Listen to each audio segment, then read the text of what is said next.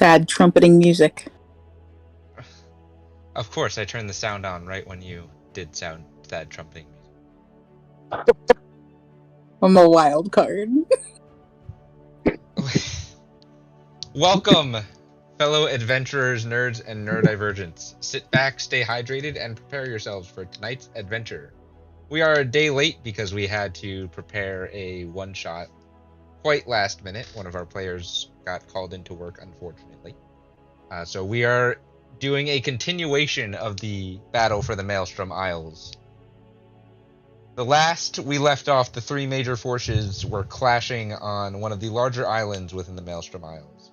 There's a battle between the Arctic Alliance, the Lidvaltian Confederacy, and the neutral aligned forces, but it has been stopped by the main fleet from Keldis, led by Arosa Lightbringer. Commander Doratir has been sent to apprehend the combatants.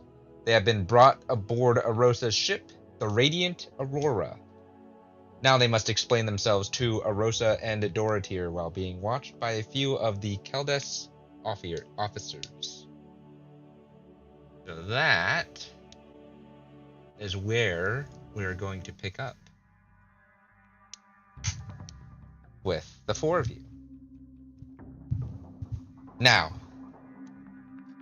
Talia and Lyutra, you both are feigning innocence and claiming that you had no idea what was going on during this encounter.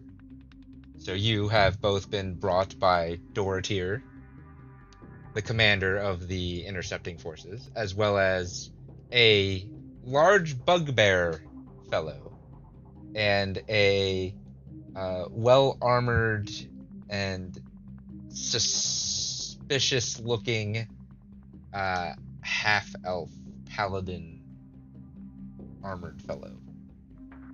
He's not suspicious looking, he is looking at you suspiciously, I should say. Still, you are brought into this large chamber adorned in the Caldesian insignia and the holy crests of the Celestial Order. There are various trims of white and gold and is very elegant. And in front of you, standing looking out the window of what is essentially the bridge, is a very tall, blonde female looking individual with a glowing halo around her head.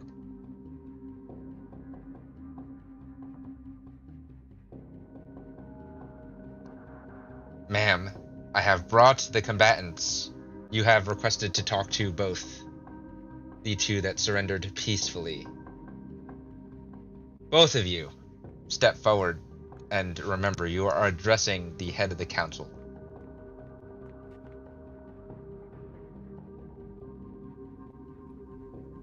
Yes, dear.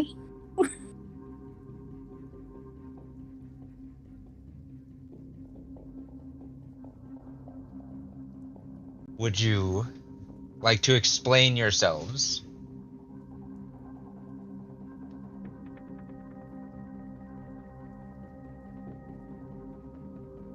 I look at Talia and then look back and go, we were just having a cup of tea when we were attacked.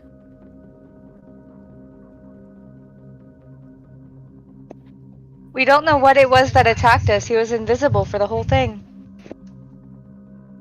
Zal just narrows his eyes at both of them. Doesn't say a word. Mm-hmm.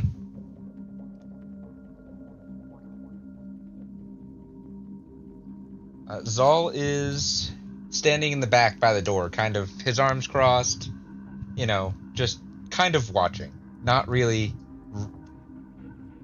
in a battle stance, but one of his arms is resting near his weapon. Are we handcuffed? Rollet's not with us, is he? No, Rollet, because of the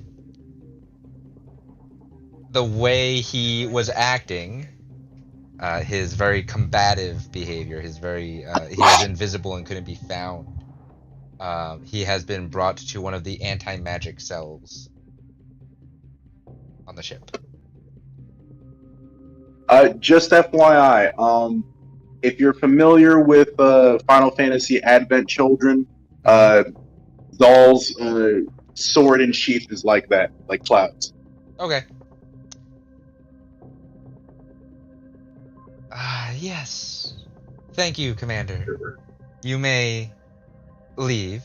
I'm sure I will be fine here with Mr. Zoll and Mr. Bruno here. Go, lead the rest of the engagement. I'm sure we have some stragglers to clean up. Yes, ma'am. And Doratir turns around and walks out, giving both you, Talia, and you, Lutra, the side eye before leaving the chambers. I give a quick nod to Doratir as he walks out. He nods back, and in your head you hear, "Keep your eye out. There's more here than what it seems." I nod without saying a word.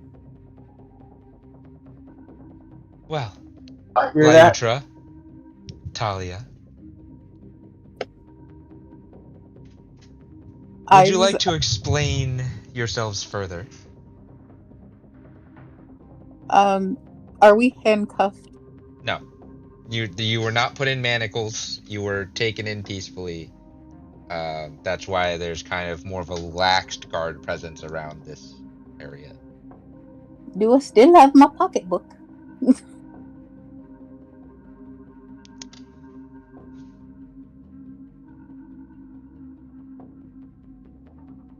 No, have they taken our stuff, or do we still have, like, besides weapons? Your weapons have been confiscated, but they've been confiscated and handed to both Bruno and Zoll here.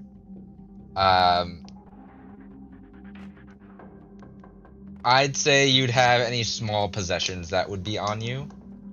Okay.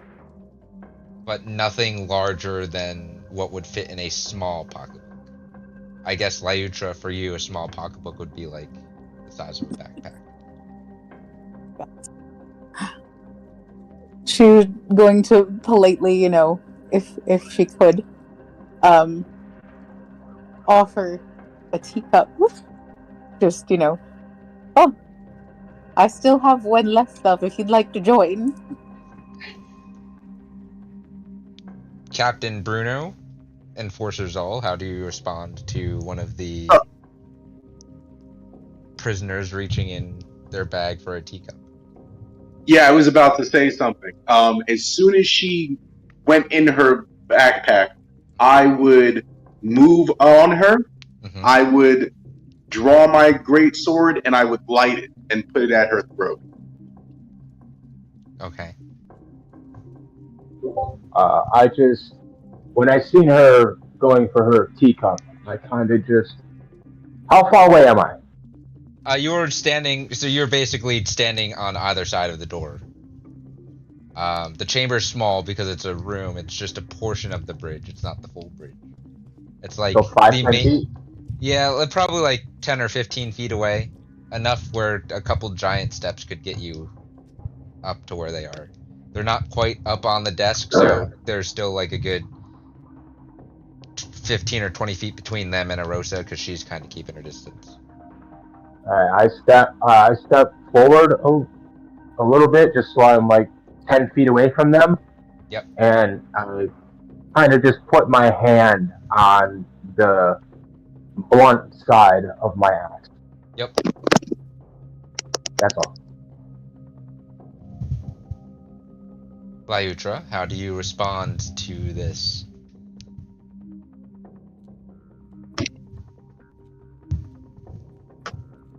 Sorry, I don't remember the names yet.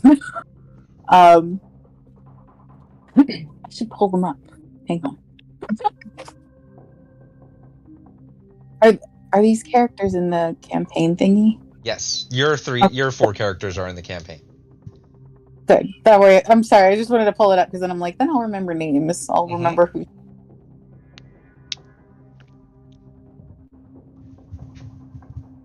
But yes, she will narrow her eyes at the sword. Is that Bruno? Bruno, and Zoll is the one with the flaming sword kind of at your throat. Bruno's the one kind of on the blunt end of his axe behind you. Gotcha. So then she will narrow her eyes at Zal and say, "That's not necessary." What's in the bag, big lady? Yeah, we're just a little precautious because we don't believe that the two of you traveled all the way out to that island just to have a cup of tea. Teacups and knitting. Ugly. Drop the bag. Drop your balls. I press the flaming sword closer towards her throat. Drop the bag. Zal, make an intimidation check or a persuasion check. Don't say which, just say the total. Okay, hold on 1 second. Da da da da da da da da. 24. Lyutra, make a just straight charisma check. I'm really bad at charisma.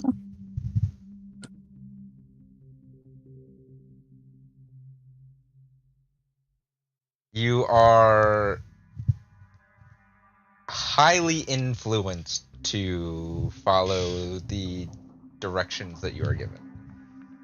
In whatever way you deem to do so, because you did not roll bad, he just rolled higher than you.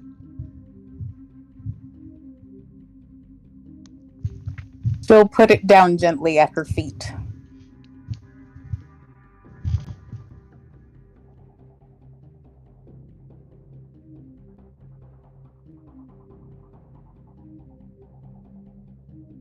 Don't consider that I'm afraid of someone who bullies old ladies and fairies. I pull back the sword, I douse the flames, and I pick up the bag. And then I walk towards Arosa. I take a knee, and I give her, and I hold the bag up to her.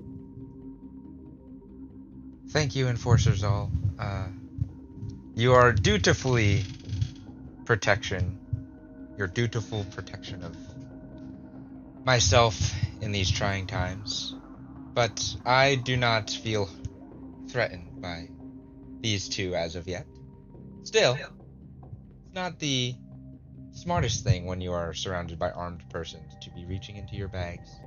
Would I still have the bag of holding that I caught from Relit trying to implode us? So that would have been confiscated. Okay.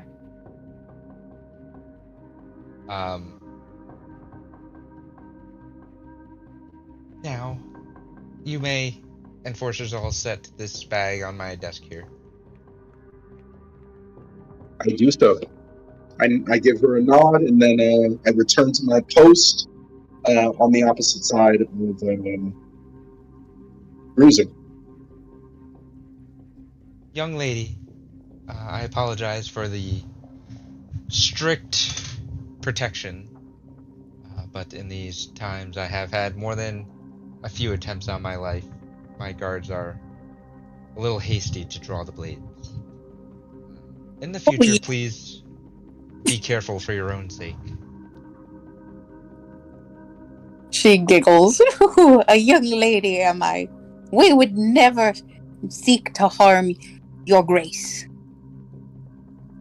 Very nice, but High Counselor Lightbringer is fine. I am not of royalty, though the stories may say otherwise. You are quick to hurt us with your words, though. You got quite a mouth on you for your age. When someone holds a sword to your throat, sir, I hardly think being called ugly is comparable. And your grace was a tribute to her gracefulness. I was talking about you telling him to drop his balls. Again, when someone has a sword to your throat, mere words hardly cut near as deep.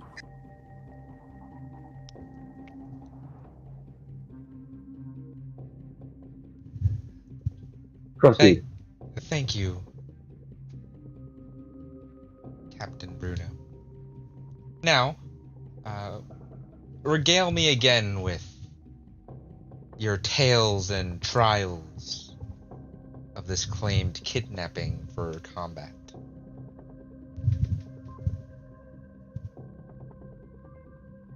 I should remind you that we do have spies and informants throughout the nations, and even in the strict confederacy that your rival is, who has been detained on the lower levels of this ship.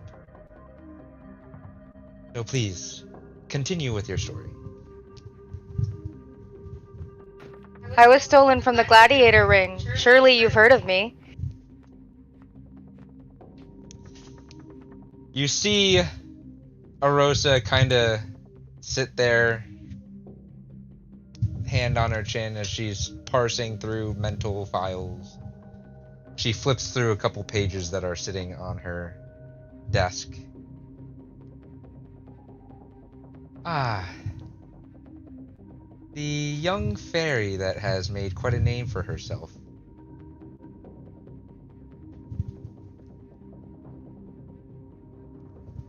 You did have quite the fights in the Arctic Alliance's gladiator rings, though those gladiators are volunteers, not really slaves, as the Arlegian tribes frown upon slavery. They prefer to just have fun with those that wish to pursue the fun art style of fighting in the gladiator arena. Oh, but ma'am, there are methods of persuasion that may not technically fall under slavery, but certainly fall within the parameters of coercion. We're not here to discuss semantics.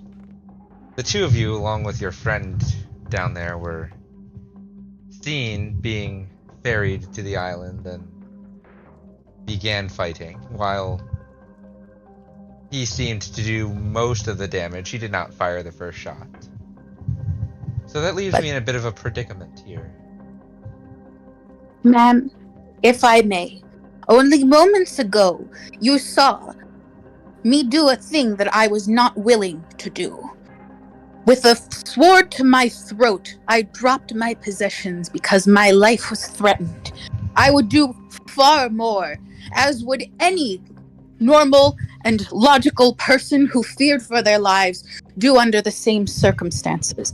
Far more than drop a pocketbook. And I don't see how we can be held accountable for what we are forced to do under those circumstances, even if not necessarily enslaved from birth. Roll a persuasion check with advantage.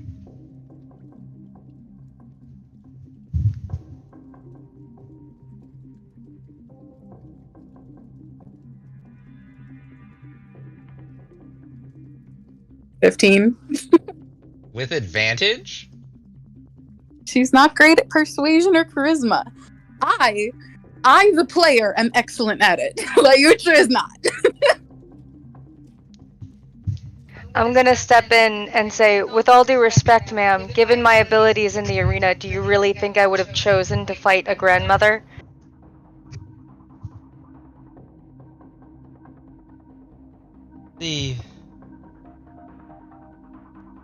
While I believe that this may not have been either of your choices, I do have a reputation to rebuild after that disastrous tragedy that occurred only years ago.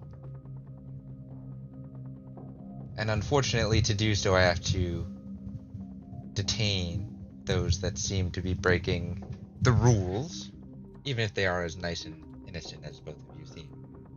I'm not sure if my guards back there agree, though. And she looks at both of you.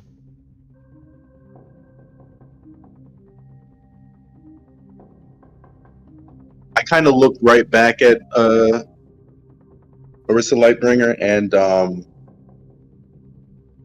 again, I just kind of I shake my head slightly no, and I look back at Lyutra. Mm-hmm.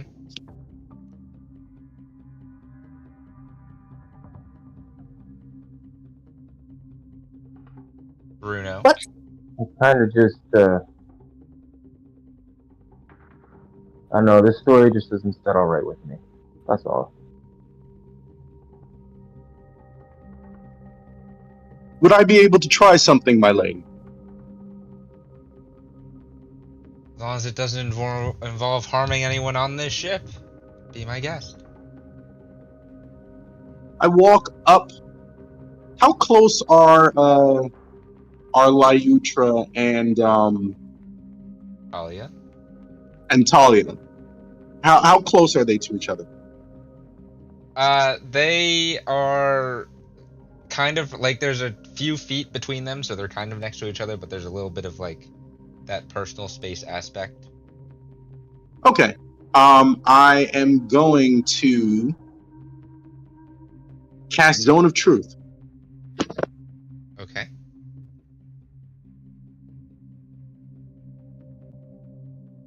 Pull that up real quick like.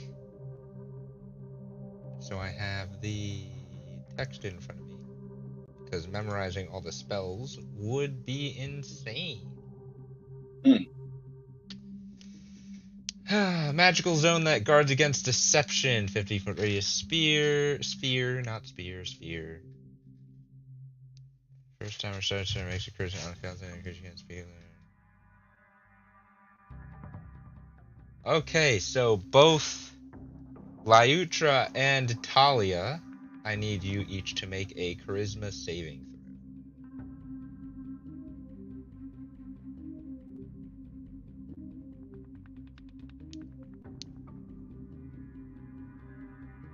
throw. $22. That's a pass.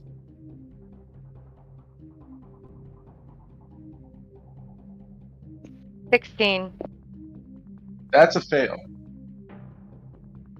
Okay. Zone of Truth is cast. What are you doing? And I look back to Arosa Lightbringer and I say, perhaps they may be more amenable to answering your questions truthfully now, my lady. I didn't suspect them of deception, but I appreciate the due diligence.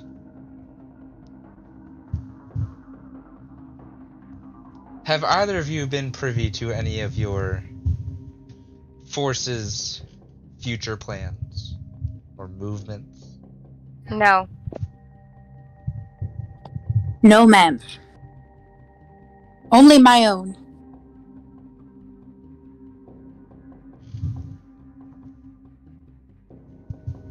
What about your friend or rival or whatever we should call him? The one that is detained downstairs. All I know is he tried to implode us.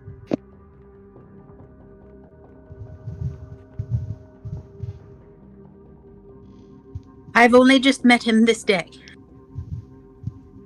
And he's Implode?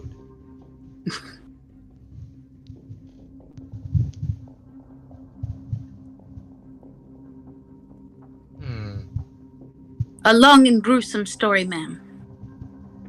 That's what the bag of holding they took from me was. He tried to drop it into a special hole. A special hole.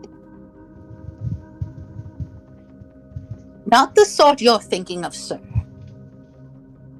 Would it be Look something here, like big lady. a portable hole?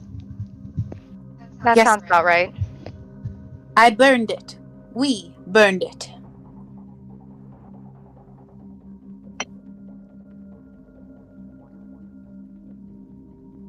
For the record, I would know that he cast that on me, right?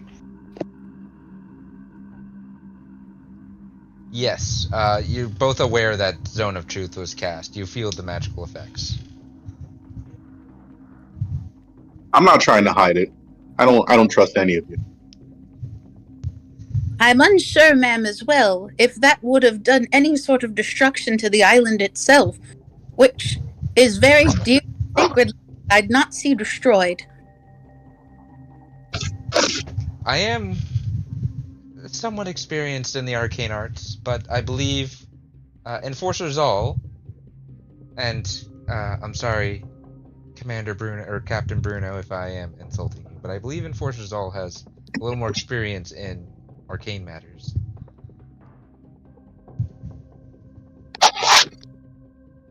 What you're insinuating would not have destroyed the island. I insinuated nothing, sir. I merely made available what I knew and what I do not know, and I did not know if it would or not. It certainly would have harmed us. Zal chuckles and just says, well, maybe we wouldn't have been here. All right, Enforcer Zal. Apologies, my lady, but none of Would you this have feels preferred to have Relit up here with your lady or us? Sorry, what was that? I didn't quite hear you.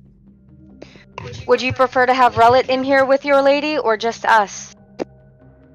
That Rullet, don't worry about him. He's unruly and he's being dealt with.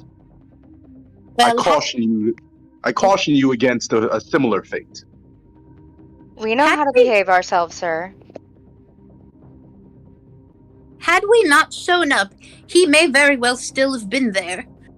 I don't know very well that our presence necessarily drug others to us.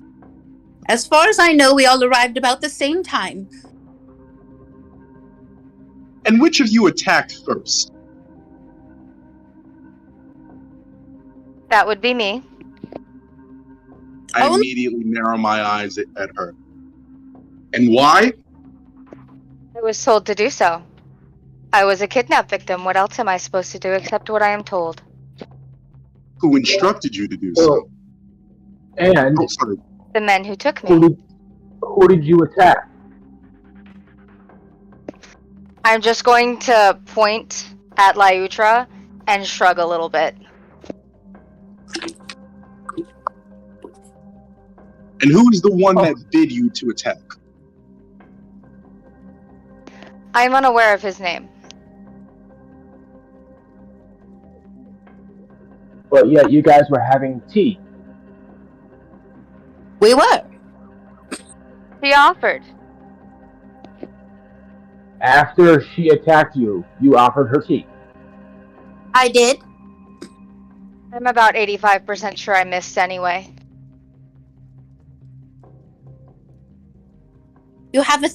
I have a thick skin, dearie. It takes a bit to insult me.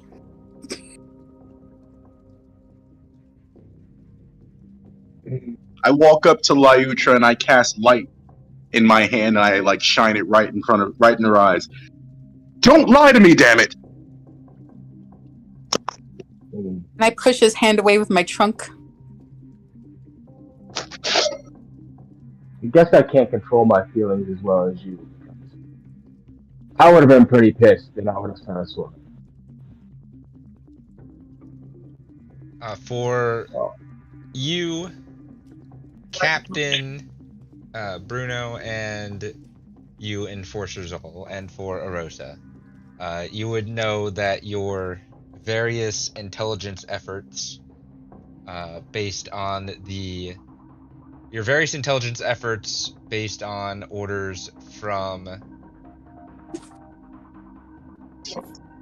Do we want to introduce you to?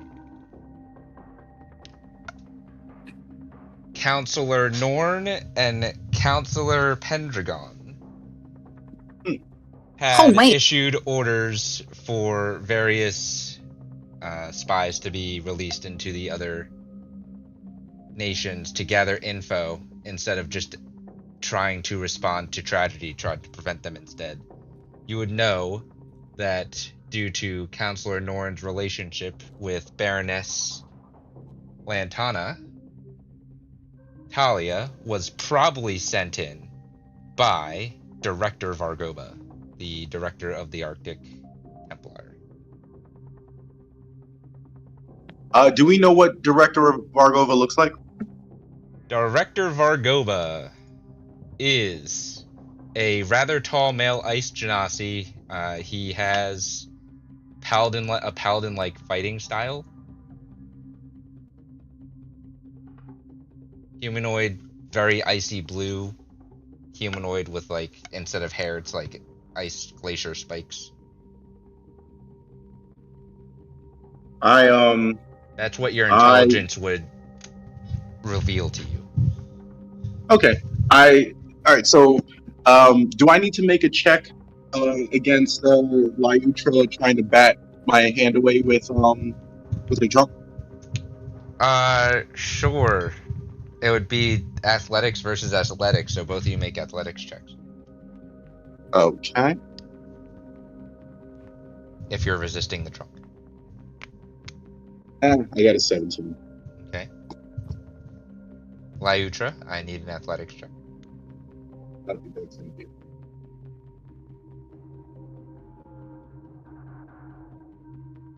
Oh. It's, she kind of bats your hand away for a moment, but you kind of just point it right back where it was. As soon as she does that, I recall the information, and then I move over to Talia, and I shine the light in her eyes, and I say, "Describe the one that dispatched you in detail." Real quick, how tall is this guy? He's about 6'2". Alright, I'm just gonna point out I'm 3'4". Yep, So you're just kind of like aiming it down at the floor. I am. And I'm just gonna shrug and not answer. I asked you to describe the one that dispatched you, and I am still concentrating on Zone of Truth. Yes, they can't speak lies. Yeah, they can't speak lies, but that doesn't mean they have to speak. I believe I can describe it. It was large. He was large and wooden. Had a rather intricate looking bow. That's who dispatched her. I'm just gonna keep just like blinking a little bit as he's shining light directly into my eyes, but not answer. And just like glare up at him. So as she's glaring at me, and as I hear Lyutra say that, I don't even look at Lyutra. I'm still glaring right at Talia, and I look at Talia and I say, "Is the big woman telling the truth?" I'm going to nod. Nod yes or nod no? Nod yes.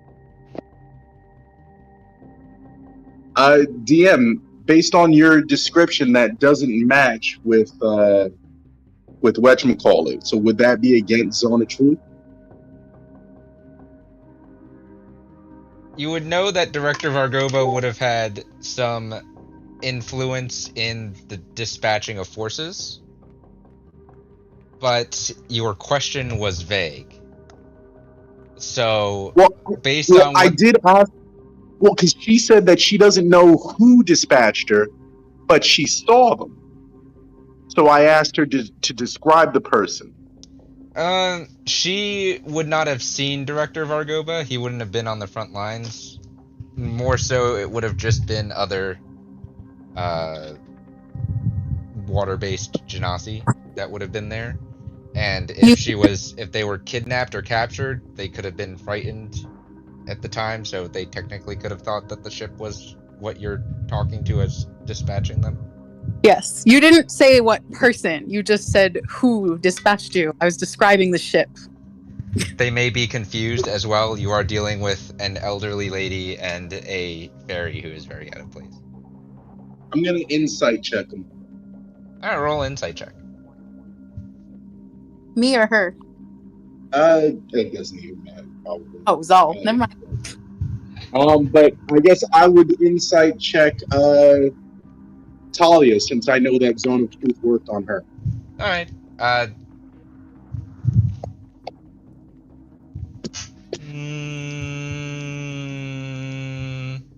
Don't look at my sheet. Like what? I'd say persuasion check. Persuasion check? Yeah. So that. Yeah.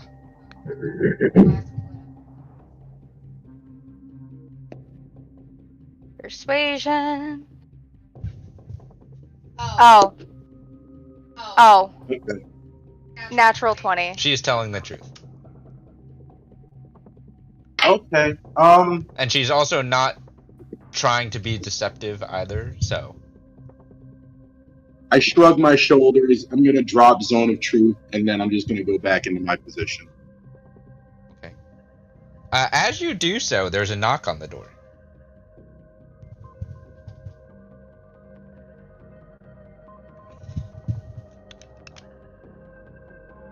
Yes? I walk over to the door and I open it. You see what looks like, well, you all, because if Layutra and Tali, if you turn around even a little bit, you'll see a cloaked figure in like golden robes, dark gold robes, with a like sheer black kind of layer on top of the gold put up. Lean in and whisper something to you, Captain Bruno. You have been informed that they lost the prisoner on the prison deck, and they don't know where they are. And you also have been informed that there looks to be some form of intruders.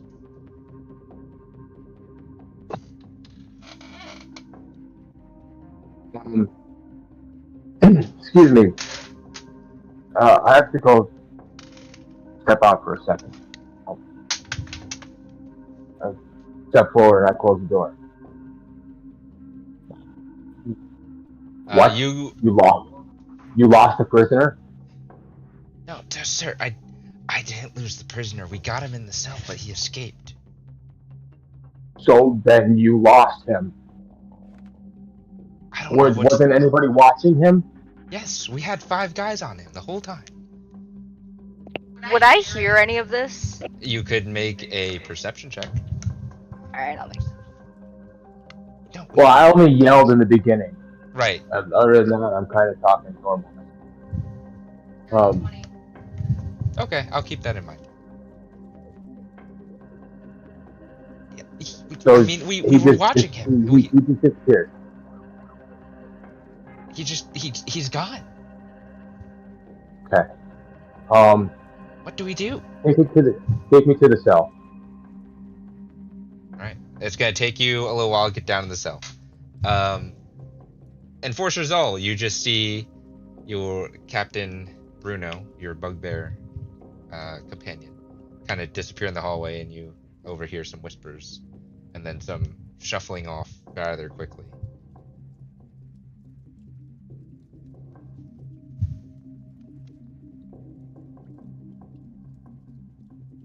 Yep, I'm just going to keep my position. Talia, because you rolled pretty well, I'm gonna say you caught some of the conversation, but they were talking quietly.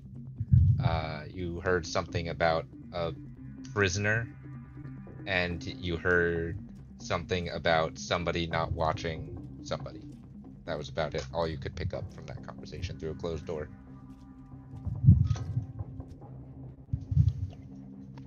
Alright, so I believe your stories. My guards may not fully, but they are trained to be more skeptical.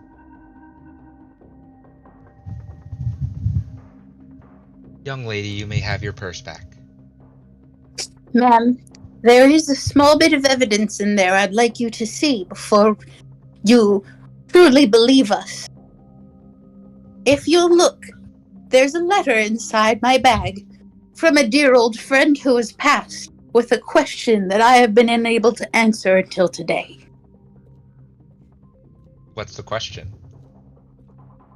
It is, what would you be willing to do to get justice for your murdered grandchildren?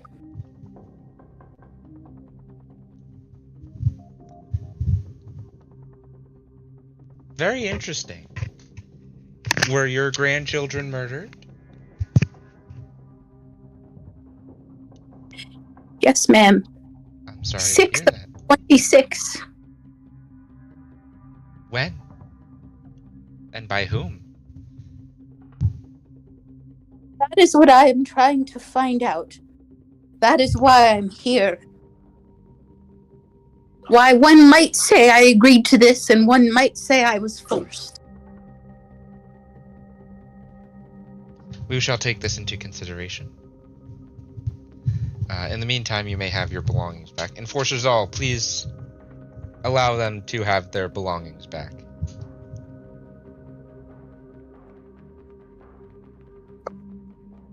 Yep, I nod and follow orders. So you both are given back what you had previously, including weapons. She snitches her purse back from his hand just a little curtly. You're also... Like, Arosa sits down. Now she is no longer standing, and she holds her hand out to invite you to sit down as well.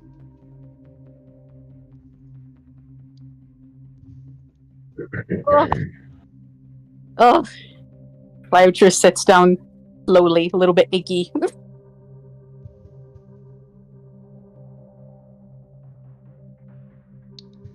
Alright. Let's move on over to what Enforcers All is doing. So while they are having this conversation and all kind of sitting down relaxing, or not Enforcers All, Captain Bruno. Captain Bruno, you're walking with one of your special agents, I will call them. They frown upon being called spies. As I'm walking down to the cell, I cast Detect Magic. Okay. Continue. You don't sense anything that shouldn't be there.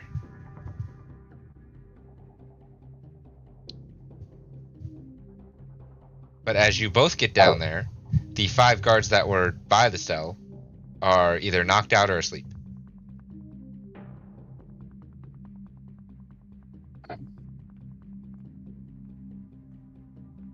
And all the cells are empty. Well, not just his. What do I detect magically in this room? The equipment of your various guards, some of their items are slightly magical. What you don't detect is the magic magic of the cells, the anti-magic magic of the cells. And you don't detect any life forms like hiding by magical means or anything like that. So the cells are open. Mm-hmm. The magical lock to them isn't there, so it's been dispelled or something like that. So most likely not in this room anymore. Mm-hmm. How big is this room, by the way, though? So it's like a prison deck. So it's a corridor, long corridor. There are about, in this area, probably 6 cells that are, that could fit 4 people in each cell. So it's like a 10 by 10, 15 by 15 cell block. Small for 4 people, but bunk beds. The hallway's 10 or 15 feet wide. And between the cells, there's about there's a 10 or 15 foot wall gap. No windows outside, so there's no outward facing windows on this deck. So, like a 30 by 40 room? Something like that. Okay. Always about, 40 to 60 feet long. As you walk down, it goes to a dead end, so it's not a through hallway. There's no escape out the other side. There's one way in, one way out. As I'm walking around looking at the cells and everything, I walk, every time I walk over one of the guys, I kind of kick them to try to wake them up. You kick him, and you kind of hear him go. He kind of just inhales, kind of just snoring. I just continue on. Whenever I just happen to walk near one of them, I try to kick them while I'm investigating to try to figure out what exactly happened here. So 3 of the 5 guards are sleeping. The other 2 were knocked out.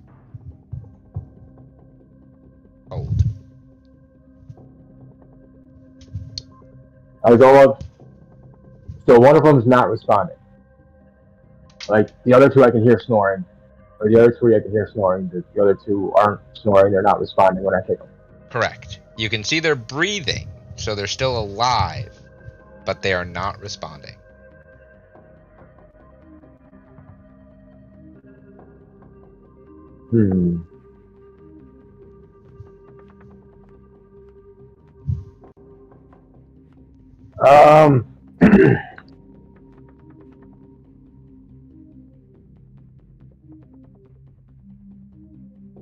All right. I don't have. The only thing I can work with right now, in a sense of this might working, is a piece of poop.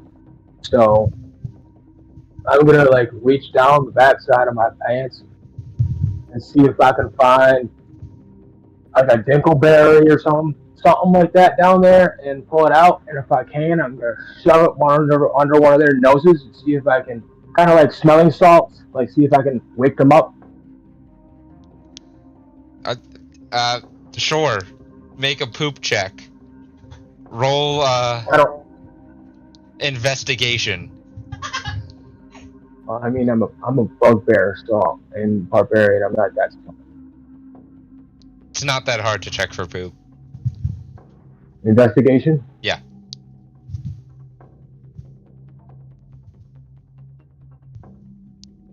Dirty 20. You find more than a dingleberry.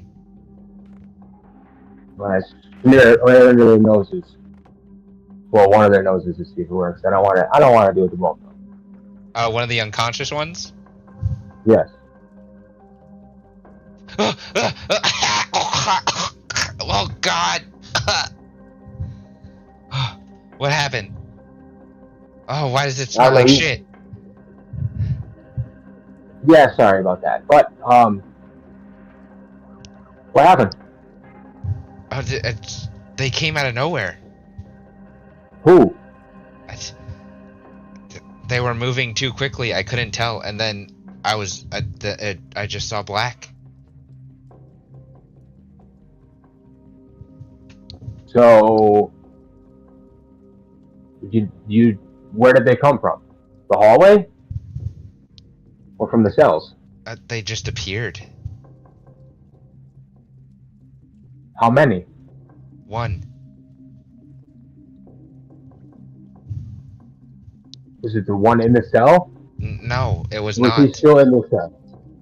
He was still in his cell. We were watching him. Okay. There was, before my vision went black, there was this mind-piercing pain.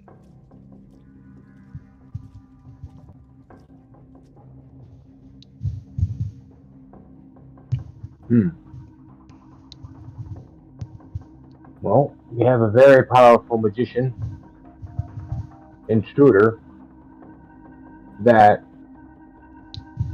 has come to release, and now we have all our escapees. We have an intruder and escapees on our ship, possibly invisible. I have to tell you, I'm sure you already know this, but we had some other creatures locked up in these cells. Yeah, I know. Creatures that should not get out. I'm not sure what they have to do with this, or if they just happen to release them just for a distraction. Well, as you recall, some of the creatures you guys have captured were 2 mind flayers and 2 vampire-like creatures.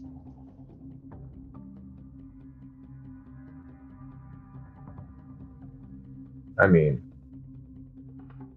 I don't see mind flayers working with somebody to escape, but I don't know. I've never encountered one. It just seems like their intelligence wouldn't be to follow, it'd be to lead. So maybe our current prisoner that was under investigation wasn't our primary target. Maybe one of the creatures were. Okay. I'm just gonna kind of want to do this, but I don't know if it's gonna do it.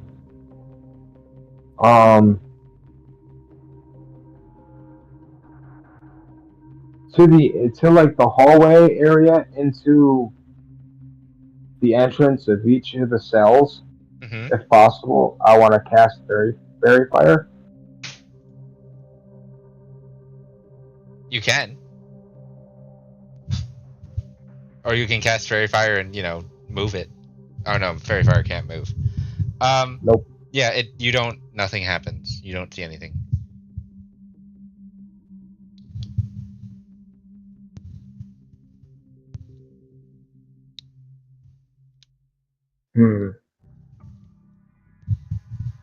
No, these are the only, on the walk down here, these are the only people that I've seen that were either knocked out or sleeping. Yes. Okay. You can make an investigation check of the area to look for other signs. Sure.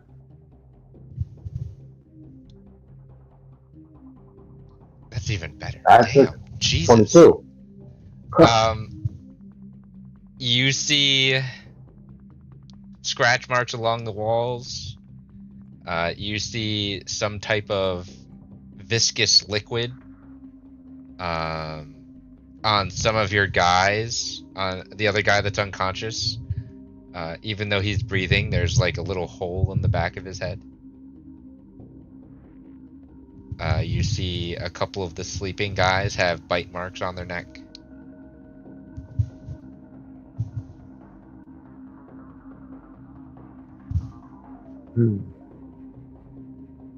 So only the guys in the slickness, you see the like the makings of a footprint. And only the ones that were sleeping have bite marks. Correct. The other ones look like they just have like contusions or just had a hole. Correct. Now, he has a hole in the back of the head, but he's still alive. Mm-hmm. Oof. For now. Okay. I'm kind of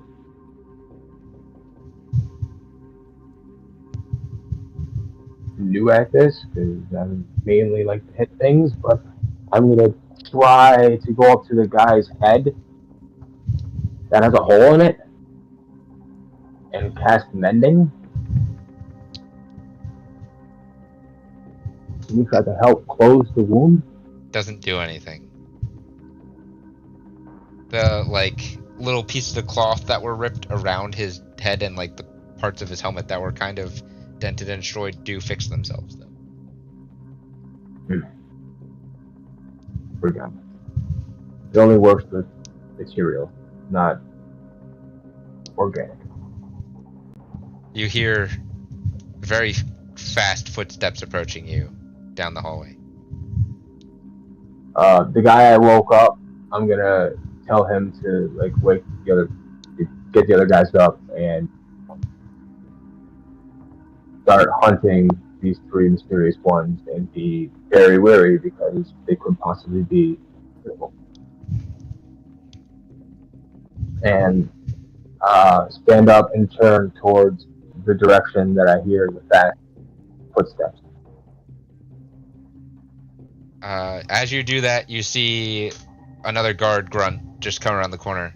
Sir, we have trouble. You need to get back to start running. Councilwoman Lightbringer.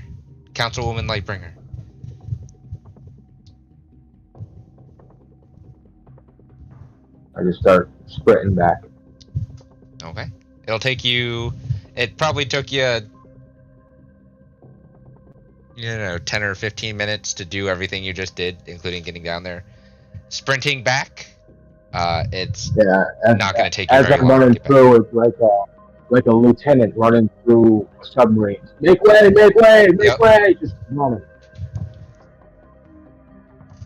Back up to you guys hanging out in the Arosa Lightbringers office. Enforcer Zal, something just feels wrong. Something feels off in your gut. Something doesn't. The air feels wrong.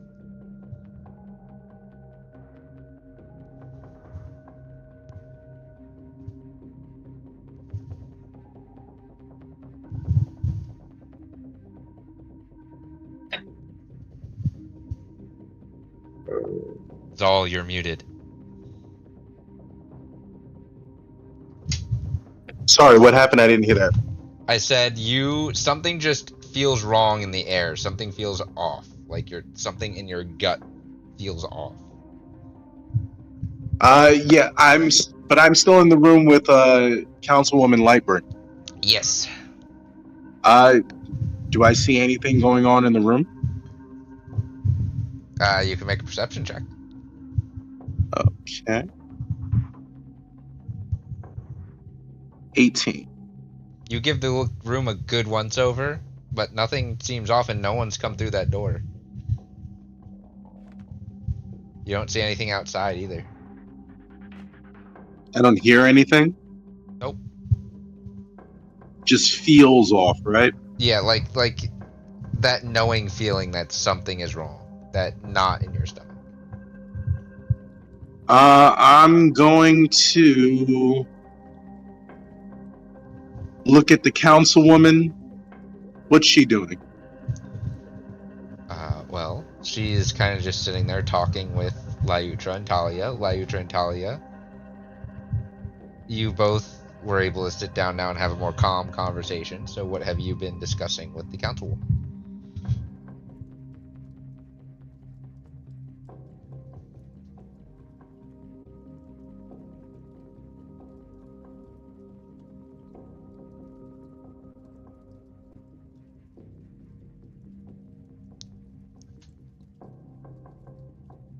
Lyutra.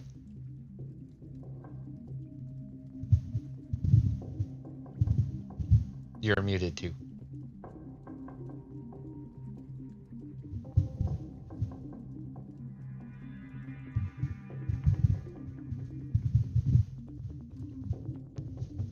Sorry, did I miss something? What are you discussing with the councilwoman? You and Talia.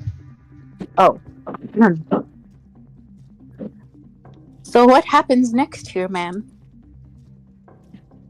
Are we going to jail? Well, Can we just go home? while I'm sure putting you in a cell would please enforcers all back there, I see no reason to at this moment. On one condition, that is. Ma'am? I would like both of your supports in your various home territories, wherever you call home. And you must have some knowledge or contacts.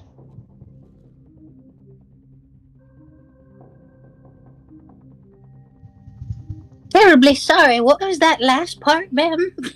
You must have some knowledge and contacts within the territories of which you reside.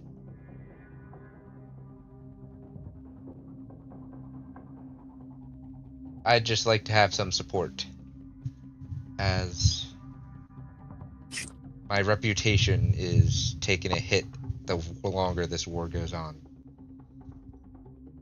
What are people saying about you, ma'am? It's not about me, it's more about just the council in general. Do they think you're weak? Impotent? They think the council doesn't have the power or authority to declare laws on a global scale and to keep the peace. They undermine our power. That is a pickle.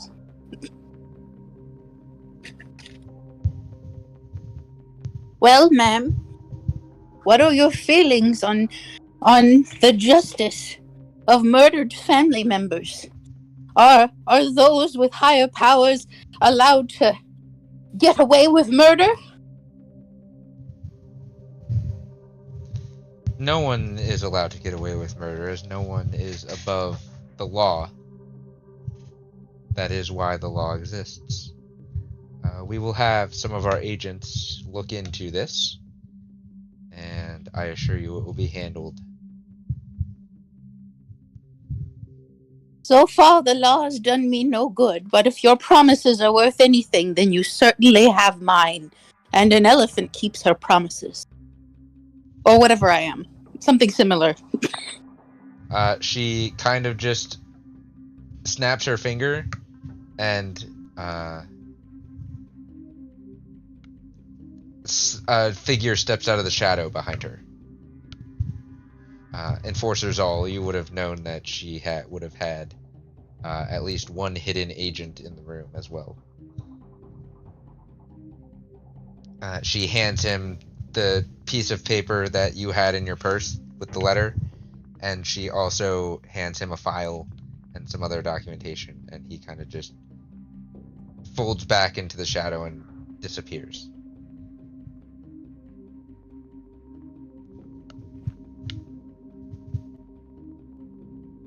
Meanwhile, Enforcers all, while they're having this conversation, you don't sense anything with Divine Sense. At least nothing different. You sense, obviously, Arosa, and the other various beings that are of the celestial Fae and Fae nature. You don't sense any fiends or undead. Okay.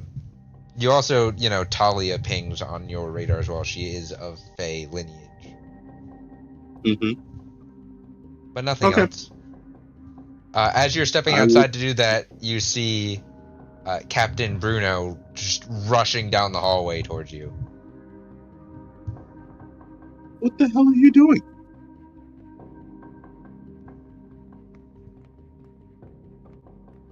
Captain Bruno?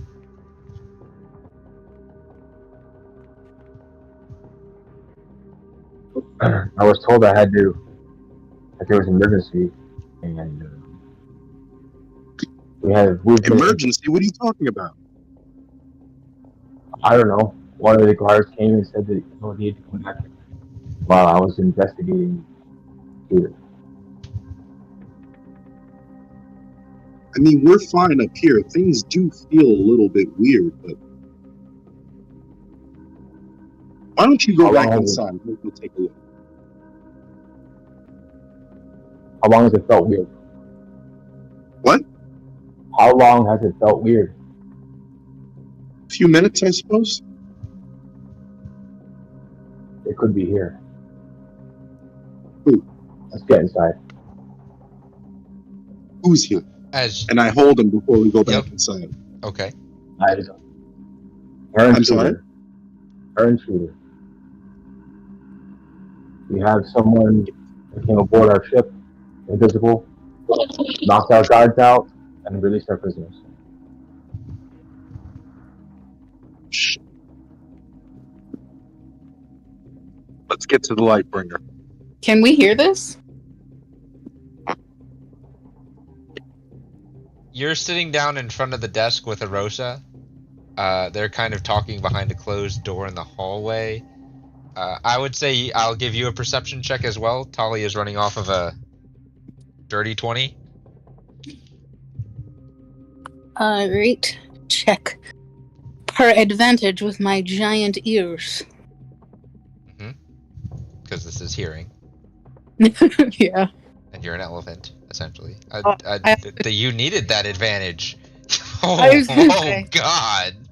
I apparently just have advantage in perception in general. But Yes. So a dirty 20. You hear again something about intruders, something about escapees or something. You don't make out the entire conversation. You're just picking up like bits and pieces. You're not getting the full story.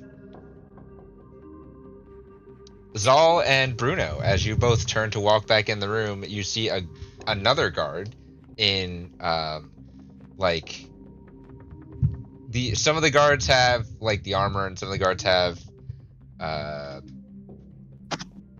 guess it would be like just relaxed armor clothes, and then you have the other ones that are in like the piloting of the ship, the pilot's uniforms. One of them are rushing towards you.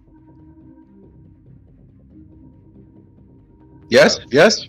We need the councilwoman on the deck. We need her on the bridge. For what reason? We have a situation. Well, You left the don't helm? be stupid, man. Describe it. Unfortunately, as per the councilwoman's orders, this type of situation is only to be brought to her attention and her attention alone. And you were commanded to leave the helm to relay this message. I'm sorry? So you were also told to leave the helm to relay this message. So who's piloting the ship right now? One of the other pilots, sir. Can I insight check him? Sure, go ahead and insight check him. You would also know that it's kind of like, you know, a Republic cruiser or a Star Destroyer where there are multiple piloting stations on the bridge. He's telling the truth. He's a little frantic. Is he the main helmsman? No. Okay. No, he's not the main helmsman. The main helmsman would technically be Commander Doratir. Alright, let's get her. Alright. So we'll go inside? Talia and Lyutra, you see Zal and the name just escaped me. Bruno. Zal and Bruno walk in with a third individual in a completely different uniform than any of the guards you've seen thus far. And the other individual rushes right up to Arosa and whispers something in her ear.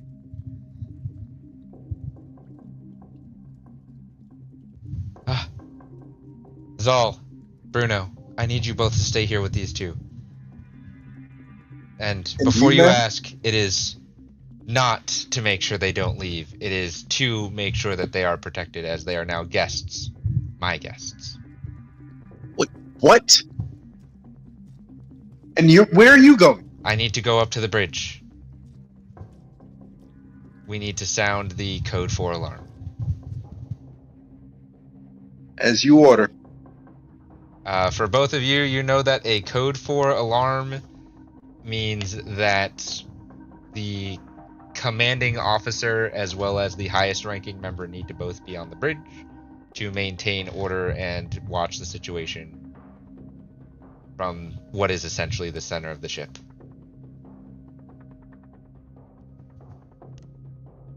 Noted. As she says that, she rushes out of the room. Young Lyutra and the beautiful Talia, we shall continue this conversation another time. I bid you both a farewell, and please stay safe. We'll Does this keep mean these we're two- free to leave? Oh. At the current moment, no. I here. suggest you stay under the watchful eye and guardsmanship of my two most trusted elite guards. Yes, ma'am. We'll keep these two in line for you while you take care of business. She smiles, and then she gets a serious look on her face as she turns around before leaving the door. Stay safe. And then she runs off. I glance at Talia. Suppose we go see what Adventure's getting up to out there.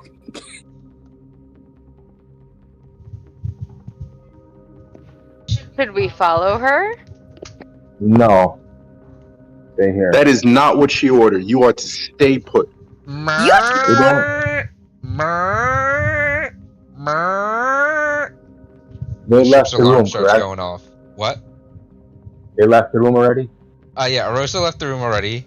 As the alarm goes off, all the doors seal themselves. Never mind. The door's sealed. Never mind. You all Are there take windows? There's the giant window that faces the, You. I guess, the front of the ship. The bow of the ship? Is that the bow or the stern? The bow is the front. The bow of the ship. The giant window that faces the bow of the ship. And you see smoke, but it's not smoke that is coming from the fleet on the water that is quite a few miles below. It's smoke coming from the deck of the ship. Arcane smoke or regular fire smoke? Both. Arcane fire smoke. Do I You both feel see this that too. weird feeling Yes. that they were talking about? Yes. And then a rumble. Oh. Like really bad turbulence. And a and then You all Was that an take orders. explosion? a cracking Weird. sound. I'm sorry. There was like a boom and then a cracking sound and some more turbulence and some more smoke. Yeah, we're looking out. I'm looking out the window to see what's going on. It looks like your intruders. There was more than just one. It also looks like the radiant aurora is going down. You Are all there any lifeboats? There are.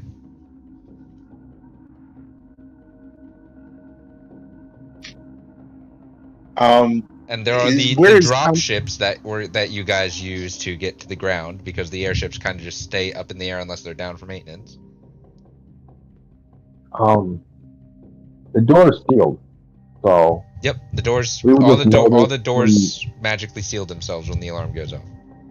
that we there would looks just like a notice from knowledge of being on the ship. What was that, Lautra?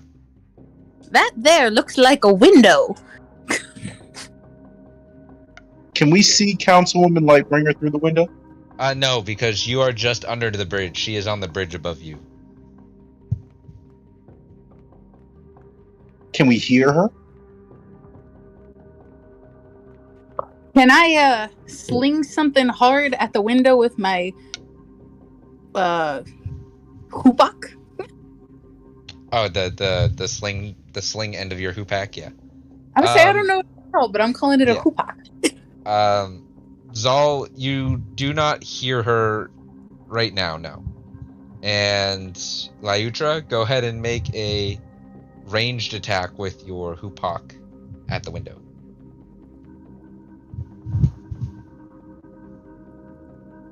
I mean, that'll hit a window, so sure. Does anything happen? Roll damage.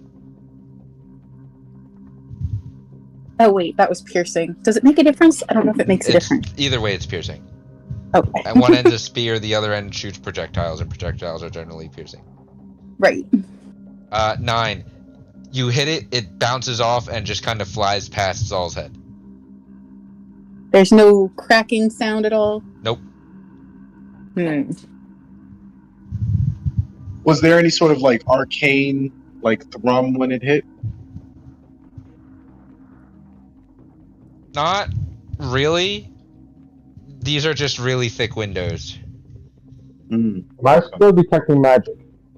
Yes. What do I detect? This room has been locked down by magical means. I think he meant the windows. Anything else in the room? Like is the window possibly like? Is there a magic barrier there that went down along with the lockdown?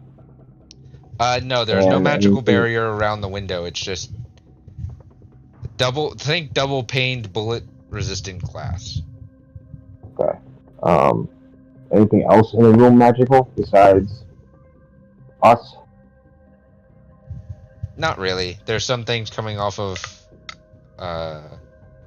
Councilwoman Lightbringer's desk, but that's about it. Huh.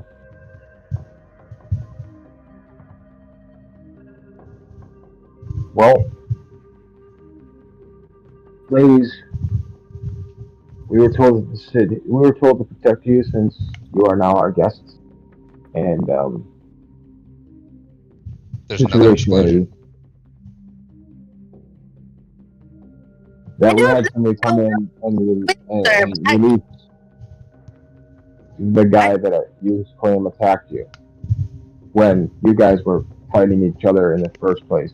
So, but regardless, yeah, the other prisoners are escaped, and I'm guessing that the other two people were used for distraction, and that's what's going on upstairs, or they're all together.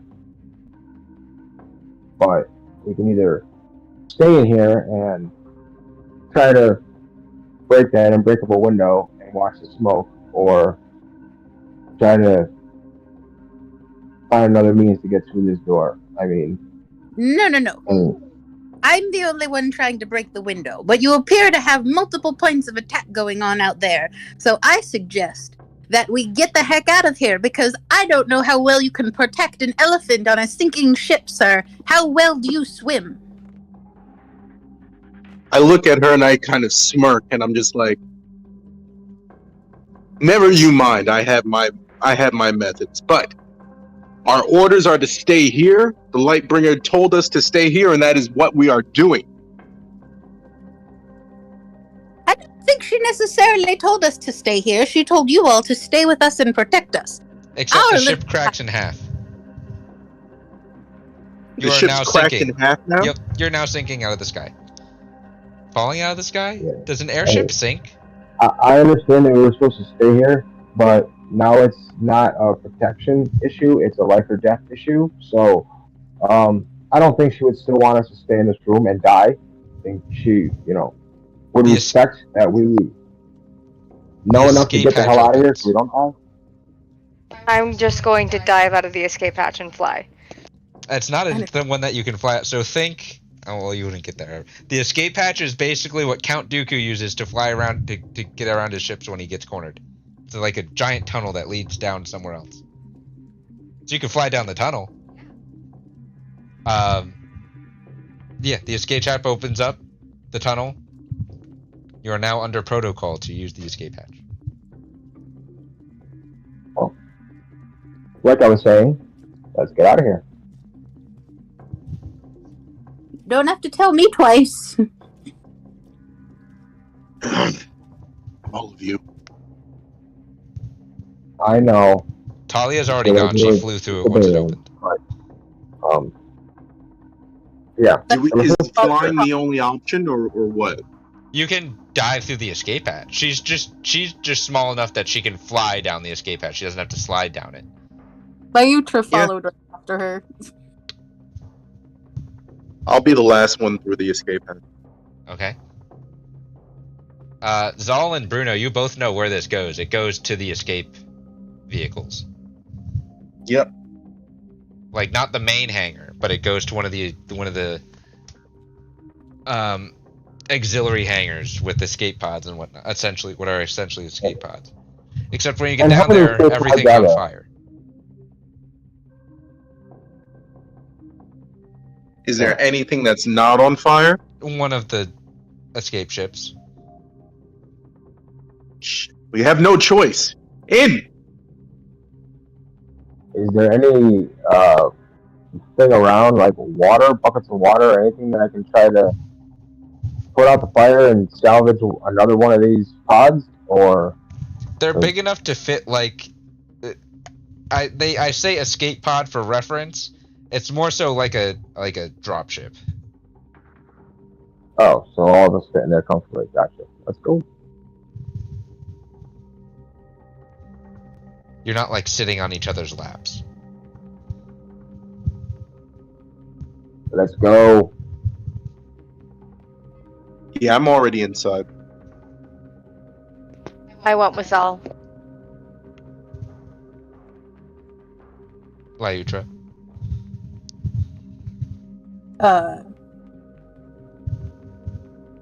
I'm sorry, I'm confused. You went down you jumped down the emergency escape hatch tunnel, slid down, followed everyone through. Yes. We landed in the emergency bay, one of the auxiliary bays, where there are a bunch of drop ships, but they are only meant for emergency use. However, almost everything in this room is on fire, except for one drop ship. Just one? Yes. Will we all fit? Yes. Oh, They're meant to then fit like a couple squads, so about 20 men can fit in there. Oh, then yes. Load up. Unfortunately, none of you know how to pilot a dropship. Can I make a check to try and see if I can intuit, since I'm familiar with the goings on of this place? Sure, you can. It would be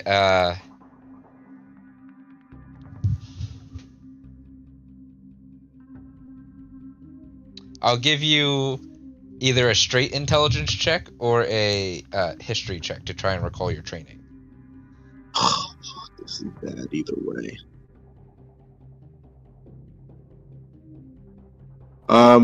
Fuck. Bruno, is you smart? Talia Can you seems remember stuff? to fly. Quiet, you. Well, she certainly has more flying experience than the rest of us. And she's quite smart. This is technology, not wings. Bruno, do you remember any of the training? It can't be that different, can it? No, dear. You go ahead and give it a try. I can watch. Don't touch the controls. Lyutra's essentially going to place herself so that she's blocking the control area with her body, with Talia kind of like behind her, so she can get to them, but the guys can't. I'm literally like fighting randomly pushing buttons. Okay, good. Talia, roll a D100. Oh god. Where's my mouse? There it is.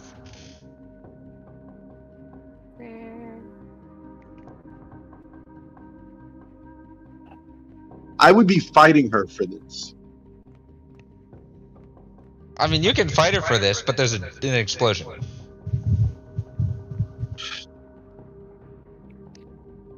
It explodes. Not the dropship, the hangar. The hangar explodes. Okay. The dropship gets launched out of its bay. Unstarted. So it is just going, it's going with a smoke trail behind it. I'm going to start pushing buttons, but faster. Oh my god. I'm checking out. Is there only one seat or is there two? There's multiple seats. I sit down next to her and try to look at her and can't be that hard, right? That's what I've been working with. And I'm kind of like looking around to see if there's any. Is there anything labeled engine? Like a green button, maybe, or I don't know, a red switch, maybe. There are various red switches and green buttons. There are also some green switches and red buttons. There's a big red button behind a glass box. No, that's no, not yet. You have a steering. You have a joystick, like for steering, whatnot. There's a couple foot pedals. Don't know what the foot pedals do. I start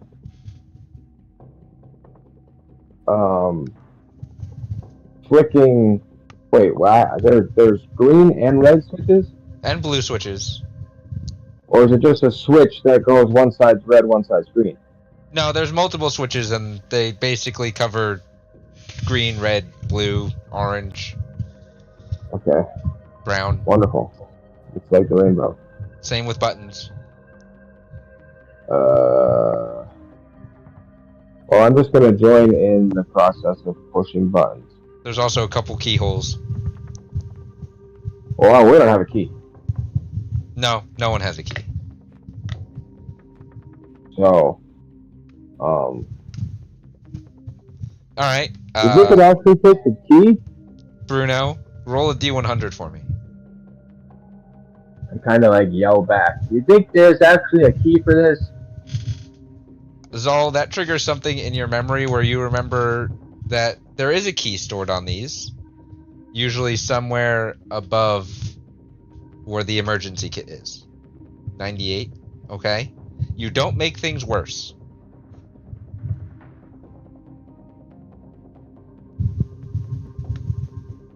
Can I help look for keys?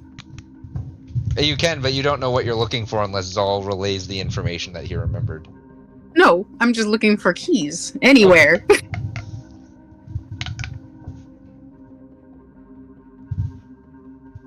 Zal. I think he gave up on us. Oh, right now he's the only one that knows where the keys are.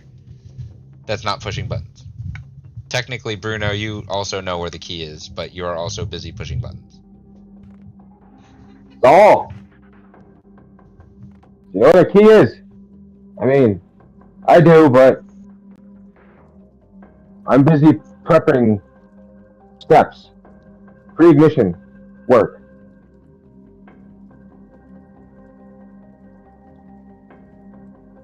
Zal just shrugs. You remember that the key is near the first aid kit.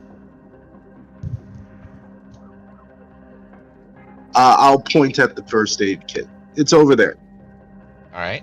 Lyutra, he points to where the key is. You guys are rapidly increasing in descent pace and very quickly turning vertical. If she can find it immediately, she'll grab it and hand it over. Okay. Instead of making a check to find it, I'm gonna have you make a check to frantically grab it. So make a dexterity check. Oh dear. You're pushing buttons. Can I notice any of this going on? Yes, but you are also frantically pushing buttons.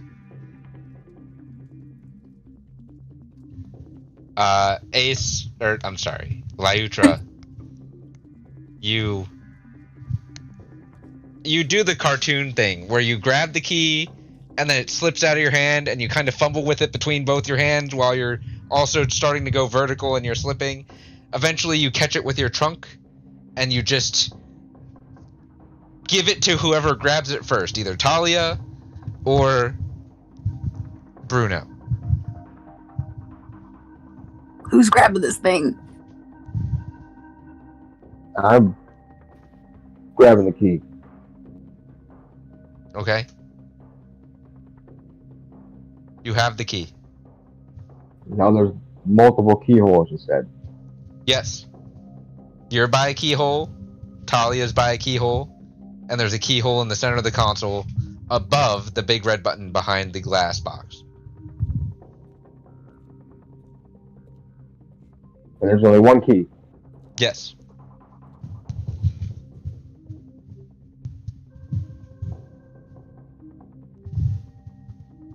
I stick the key in the hole next to me. Okay. It fits in.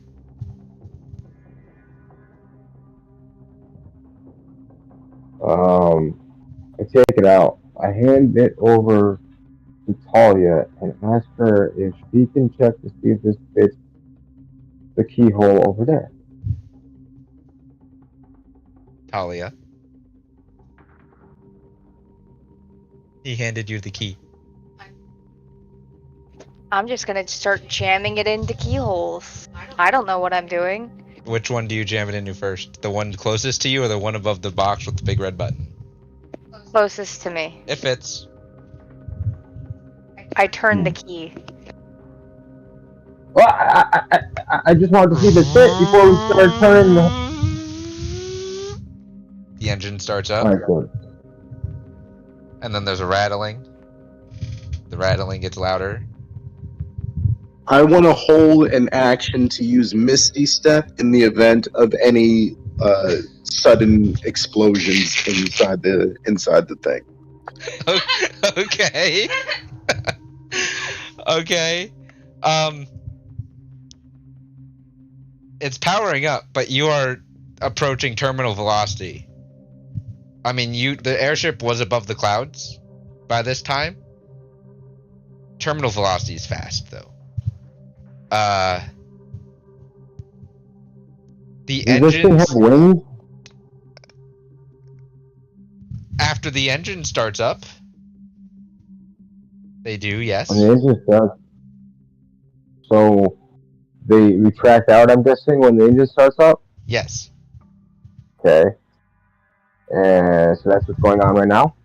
The engine is starting up, but there's a rattling sound, and you hear like a metal scraping sound, and then one of the bay doors gets blown off. Now there's just air rushing in the cockpit and the cabin.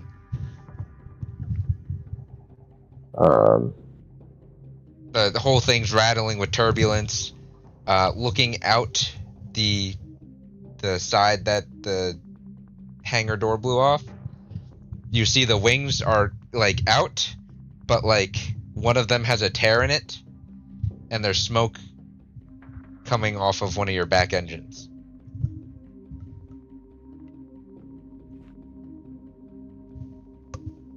I get up out of the seat. Is there any like rope or anything around? Yeah, there's like length of rope.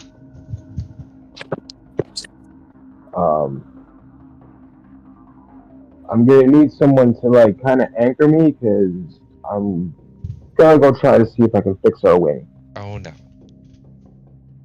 Would you like my knitting kit? If it makes a strong knot and will save my life, sure. I start like tying one side of it around my waist and knotting it and just letting her do her thing and anchor me down somewhere. As for knitting. As you do this, and buttons are still being pressed, the wing tears off, and you are now spiraling. Just doing the spirals and going down. And looking out of the cockpit window, Talia, you see a cluster of rocks rapidly approaching the nose of this craft. Do I see anything that looks relatively soft? You have rocks and water. So no. Alright. Wait! You were given back the bag of holding. What's in there? I dig through the bag of holding.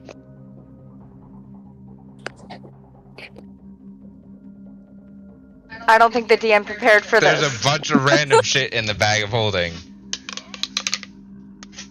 I'm really just letting you guys run through scenarios before I pull out the solution. It's unhelpful. Like, you find a bunch of adventuring supplies, food, loot, animal souvenirs.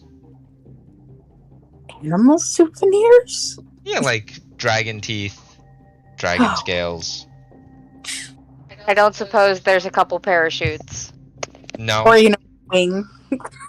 No parachutes and no wing. There's some gold. You Gold doesn't help dead people. You don't suppose we could all fit in this bag, do you?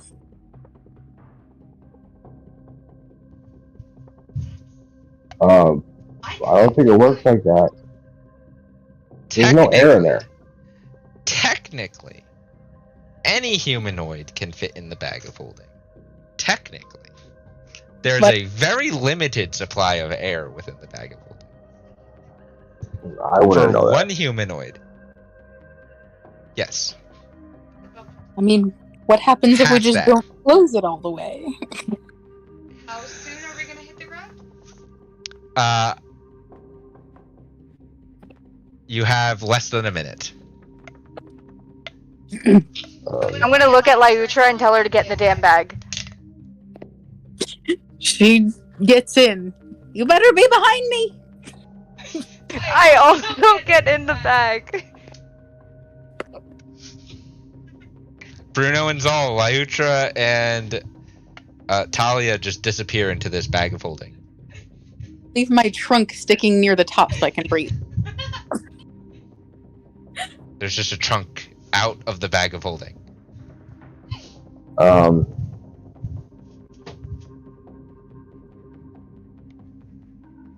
was kind of with Zal.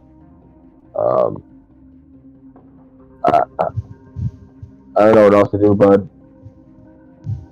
I'm gonna yell out of the bag. If there's enough room in here, we're gonna crash in less than a minute. Get in the damn bag. So, sorry, I don't want to cut anybody off. Bruno, what were you saying? I just kind of looked at you and I'm like, I don't know what to do, bud. I'm out of solutions. I don't know about this bag of holding idea, but do you have any before? So, Zal is literally just looking completely annoyed at everything, and he's spiraling. like he's sitting, yeah, and it's spiraling, and he's sitting there, kind of with his arms crossed, and just kind of sitting there annoyed. He looks at Bruno, and he's like, "Pick up the bag, please." I'll go pick up the bag. How much time do we have left? 30 seconds. I cast Fly at the 4th level. So you both fly. Yes.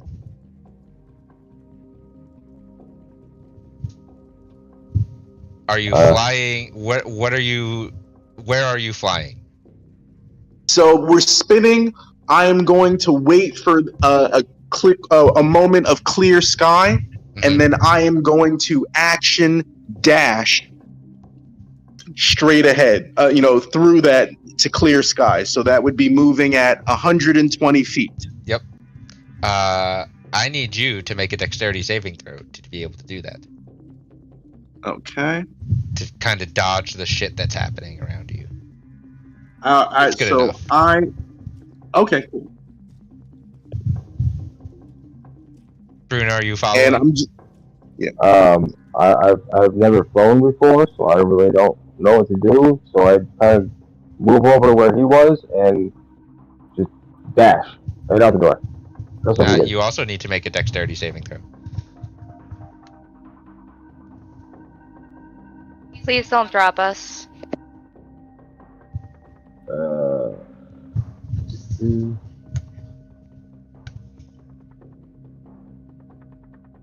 You get hit in the head a couple times, and you run into the wall, and then you get kind of thrown around like a tin can getting shaken up. You eventually fall out of the thing before it crashes on a nearby rocky outcropping and explodes. You land.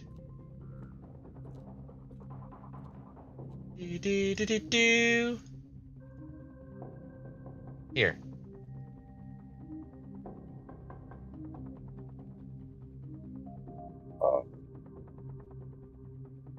I see a ship.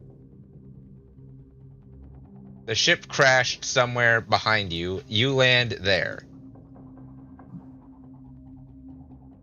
I land Down here. down where? Yes. I only see a ship. Did it not switch for you? No. Try refreshing. Oh, I haven't had it either. I just there we I got it. This is cool. I just Yeah, there we switched are. the map. You might need to refresh. Above VTT's been strange. Oh, gotcha. Yeah.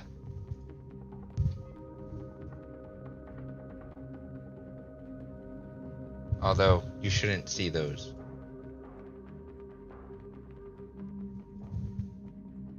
Okay. So you land there, you're holding the bag of holding.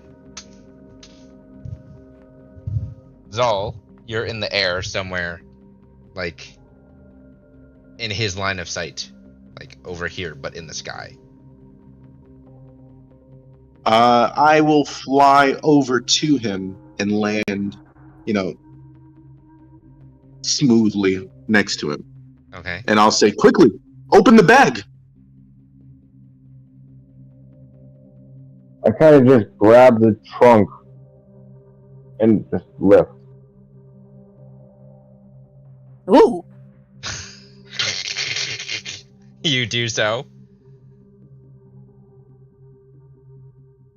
And then put her on the ground. Yeah. If. Yeah. And did Talia come with her? Talia, were you holding on to her? Yes. Then yes, Talia does come with her, so they both come out of the bag of holding. Okay. If not, then I was just going to sit there and hold the bag of holding open until she flew out. But she came out, so I just closed up the bag of holding. A fine landing, thank you. Your dropship explodes, and on this island, it looks like some of the other survivors have also made it here. Unfortunately, those survivors are your escaped prisoners. Some of them.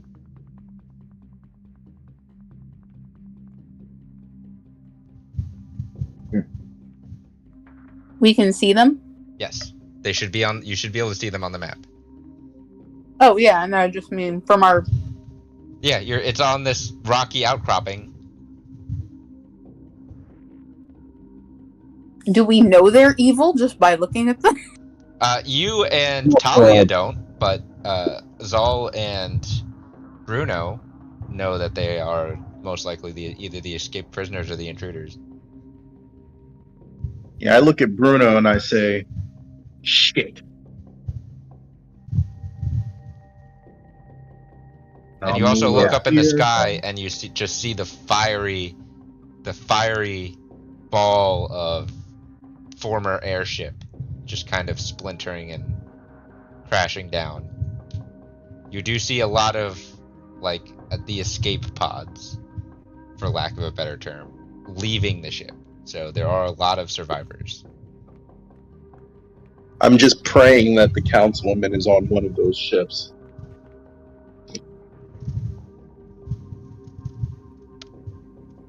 But then I look back at the escapees.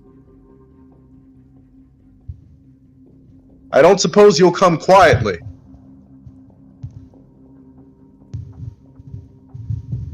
Now, before we start any sort of battle or muss or fuss here, I would just like to say that you all did wonderfully in that stressful situation, and I'm very proud of you. I look back at her and I just have pure fury on my face. If you didn't get in my way and start pushing buttons, and then I just... In response to your question, all you get are screeches and shrieks. Lovely. Are they advancing on us? A voice enters your mind. Oh, we're not going to be going anywhere with you anymore.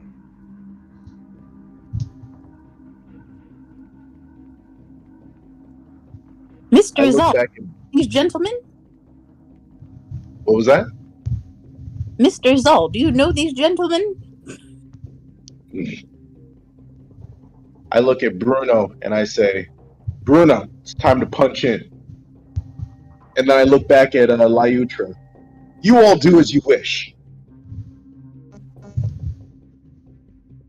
Here is where we are going to go to break. Right before whatever is about to happen happens. Thank you all for tuning in. We will be back here momentarily to see how these prisoners will be dealt with. Stay tuned. Sad trumpet noise. Stay tuned.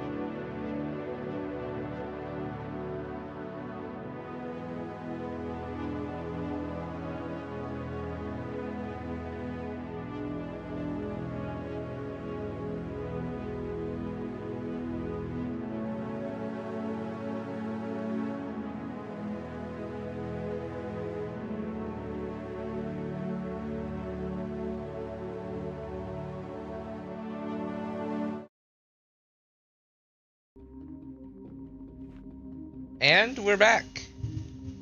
Thank you for your patience as we take our breaks. It is good so that our butts don't get sore. And apparently some of us take showers. We come back to the crash-landed survivors of the Radiant Aurora. At least some of them. And some of the escapees. We are going to pick up with initiative rolls. So...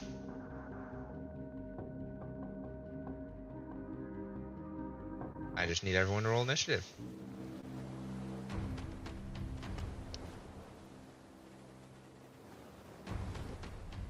Oof. Oh. 21.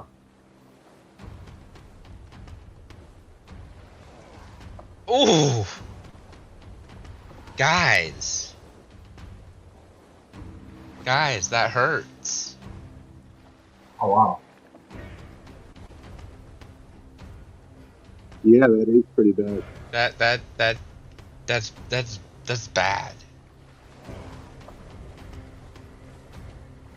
But we roll with the rolls. So, at the top of the round is Bruno.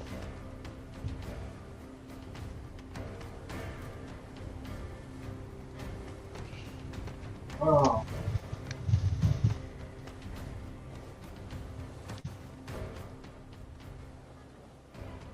Not sure exactly what to do and involved. You're very warbly.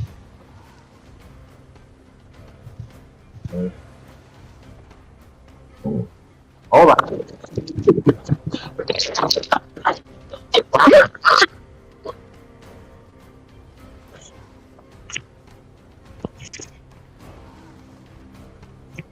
How's that? That's better. Yeah, my other headset is not charging. I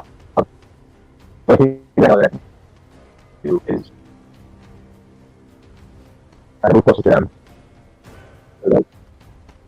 Say again. You're moving. Okay.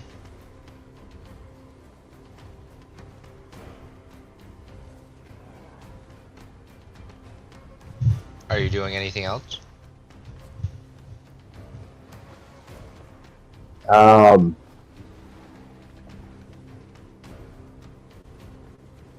keep doing this. Sorry, technical difficulties. The headset's not working right.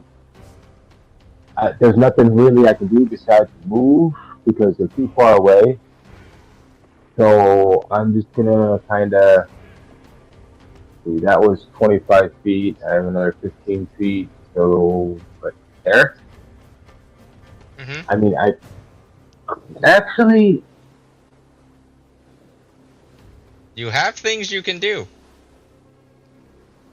Because my reach is 10 feet, so would they be in my melee range? No, they're outside of 10 feet, yes? I'd say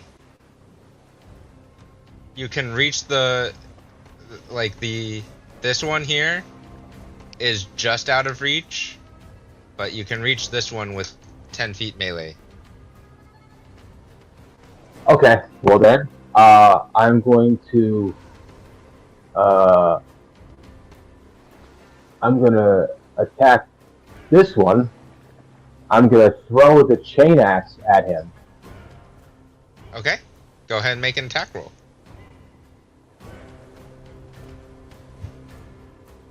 13. 13 misses. So is it still, so when it misses, is it still a bonus action for it to come back to me, or does it automatically come back? No, it is still a bonus action because it's still you're still throwing it. It doesn't automatically return to your hand. I wasn't sure because like a boomerang type deal. Like if you throw it, it kind of comes back. But if it hits something, well, then you have to go retrieve it. Yeah, this 'Cause is it's, like, more so. stuck in them. Yeah, this is more so because it's basically a hand axe on a chain. So when you throw it, it Okay. kind of just goes. It doesn't come back. Okay, well then that didn't work the way I wanted it to. So for my second attack, I'm gonna fisticuffs the guy that I can punch. That's right in front of me. Is your fisticuffs 10 feet? Yes, It it is. is. That hits.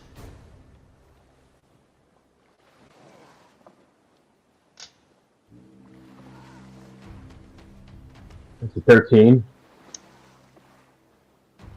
And Are as your a bonus fists attack, magical? no, Okay, that's good to know. because it's an unarmed strike basically. Right, it's not like a monk's fists. No. Okay. And then as a bonus action, I'm gonna attempt to grapple him. Go ahead and make an athletics check. How about that instead? I just noticed there was a hit button, so I was like, oh yeah. Sure. Wait, I'll take that. it was athletics. That's fine. That's a natural one. So, Wait, what is? the vampire's roll. Oh, The one that you're trying to grapple. So you have him grappled. and then the turn. So you basically, because he's within your reach, you have him grappled and pulled to you. Alright. Which one are you? Oh, it is the one that is grappled's turn. So let me see. Grappled.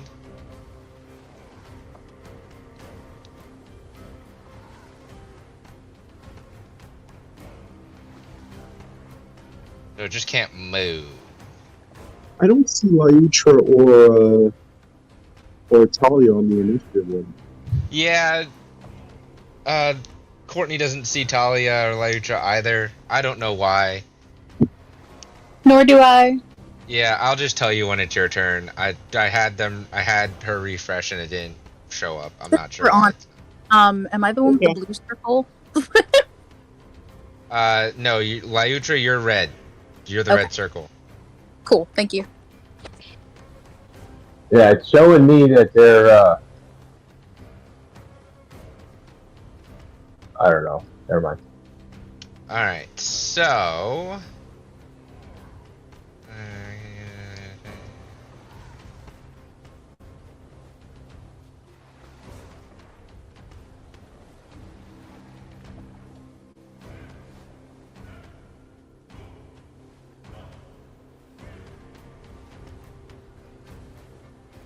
Well, it is in sunlight. So that effect is affecting it now.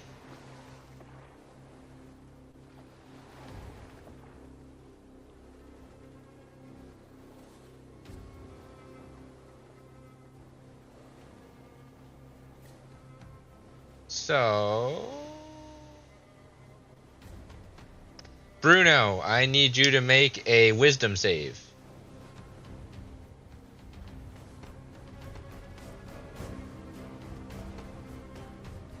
Ooh, that's a natural one. And that's the one. You are charmed by the vampire you are holding. I have advantage to avoid or end the condition of charmed.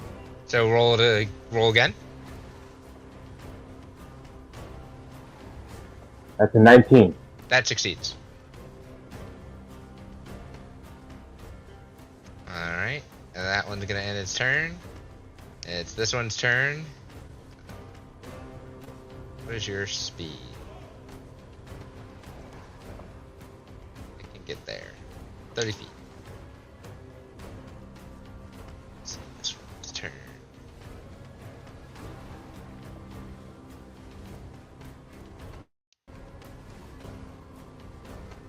This one's going to run back here.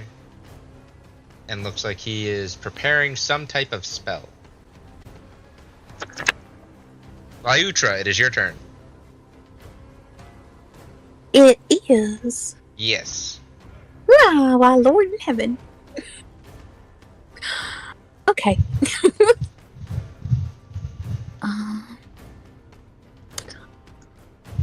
I'm sorry, I'm just trying to find a thing.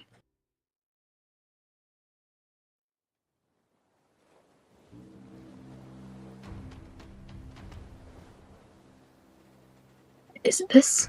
I think it's this. 30. Ruler. Bloop-a-da-boop boop. Yes.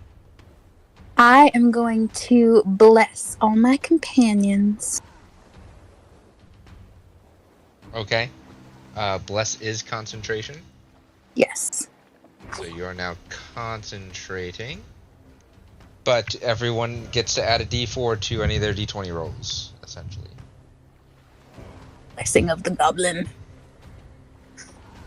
I'm so used to being able to do 2 actions. I don't know what to do with myself now. Nope. That is only I characters know. in another world.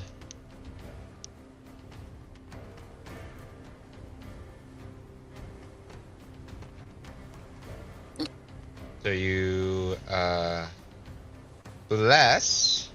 Yeah. I can't do attack cantrips. Can I? For as a bonus action? You can because you didn't cast a damaging spell. I'm asking my DM, not you. Shut up. Peanut gallery. Because you didn't do a damaging spell based on the rules we are currently running off of.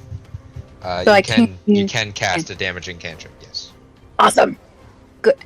That's what I was hoping.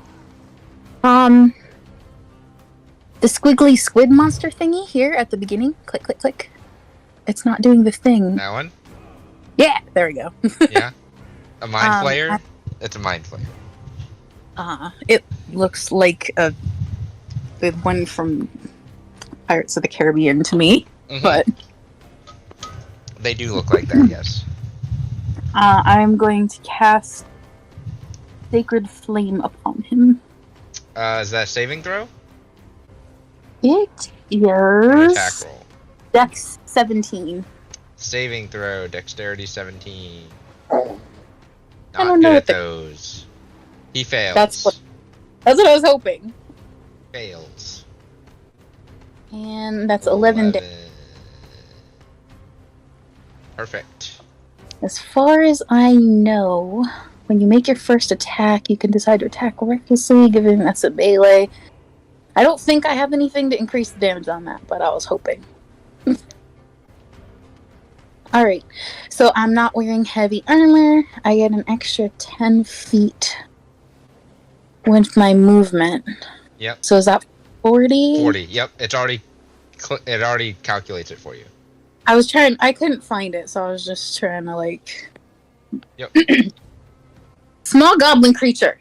You're going to fall off the bed. Select. I'm going to put myself here. That's 40, right? It was by my measurement, but my measurement isn't great, so. There. That would be a little too far. You'd have to be behind Bruno. Okay. Then I'll put myself behind him for now. Behind him would be about 40 feet. I end my turn. Alright. At the end of your turn, this vampire is going to make a bite attack with a legendary action against you, Bruno. You are holding him.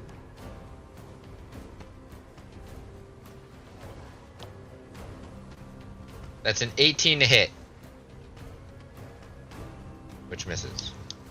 Miss. Alright. Move on to these guys. They're in the mind flayers. So this one's gonna kind of move up here.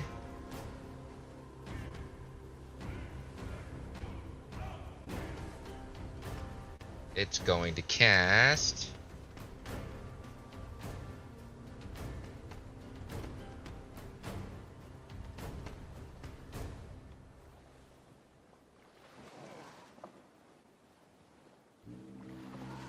oh, I can do that. No.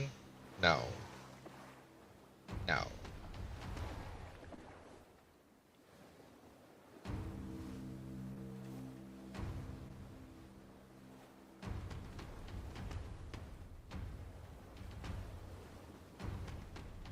Let's see.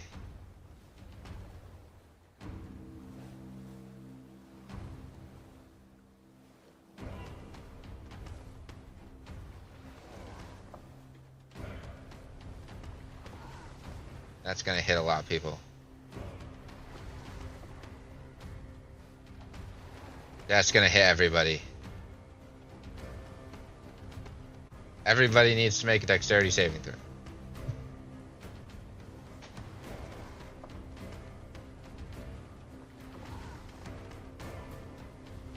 I have advantage on dexterity saving, or for dexterity saving throws for effects that I can see while not being blind, deaf, or during incapacitated. Yeah. So will this be advantage or no?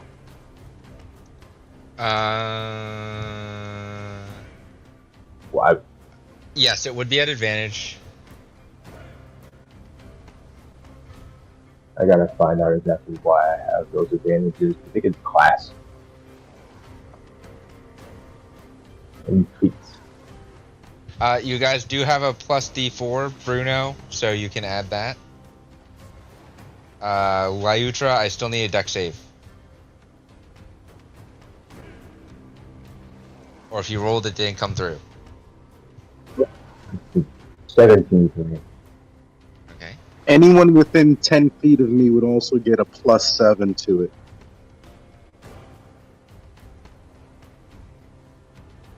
I think that's just Talia right now.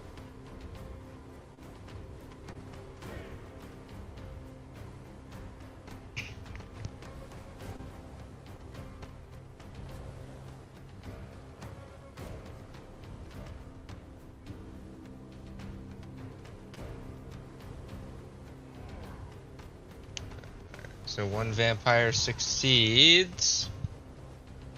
Lyutra, I need a dex save still from you.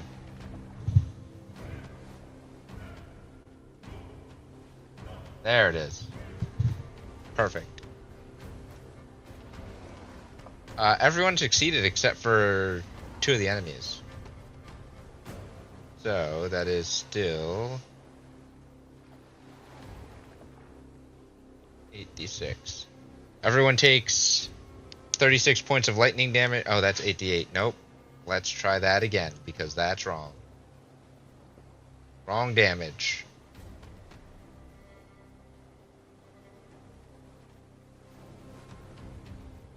Everyone takes 25 points cut in half, so 12 points of lightning damage.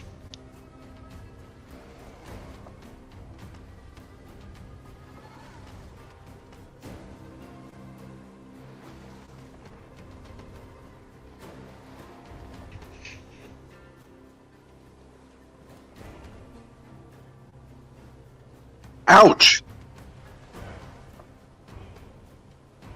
Shocking.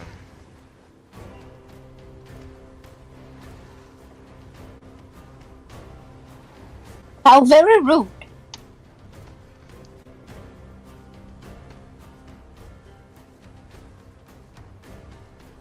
That's fine.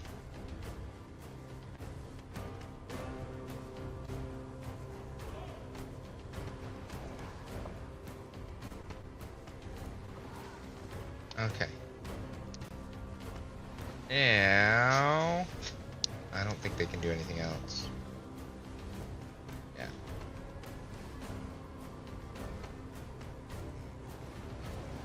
The next one's turn. Run up here. Then run up to you, Bruno. And it...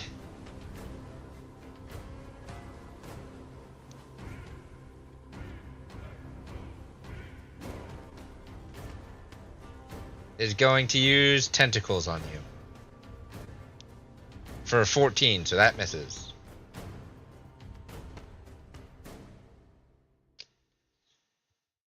Hey. Yeah, it still misses. Go ahead. Enforcer Zal, it is your turn.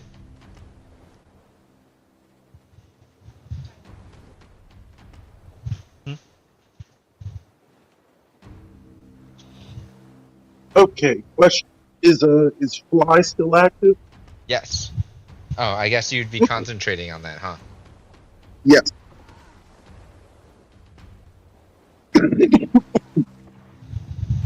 then I would also need to do a concentration check, right? Yeah, you just have to beat a 10. I mean, Lyutra, you also have to roll a concentration check. Yeah, you're fine. okay. So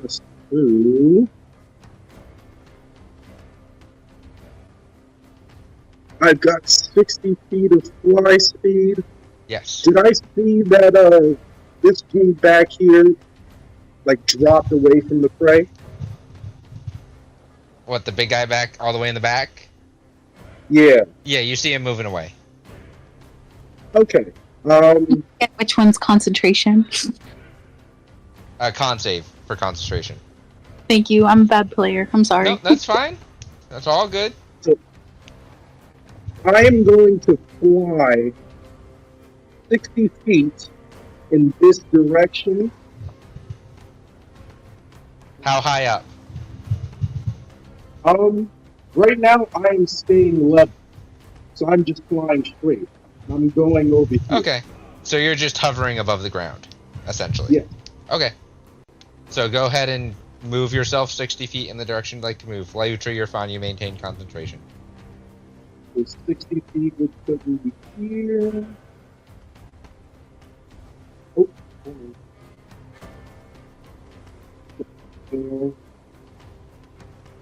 Okay.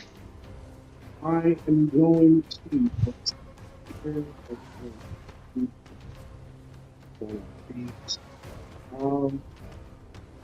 I will look at it.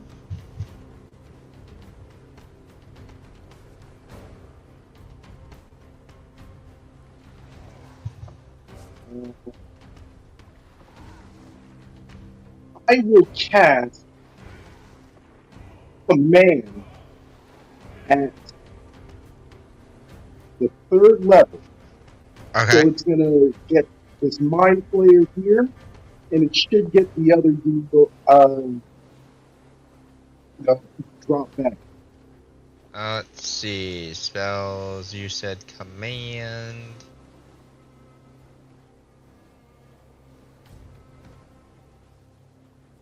So you can get 3 creatures. Well, if I do command at the 3rd level, I can add. Okay, so I get 3 creatures within. Correct. 60 If you feet. do command at 2nd level, you get 2 creatures. Each level is an additional creature. Okay, so we're gonna do it at the 3rd level, and I am going to also target. Can I get that other mind flayer? Yeah, they're all within. If you're targeting the closest mind flayer, all the other creatures are within 30 feet of that creature. Okay, perfect.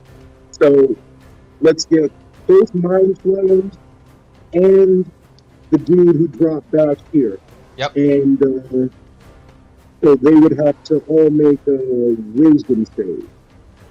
Wisdom saves. What's the DC? 19? Alright. That's 12.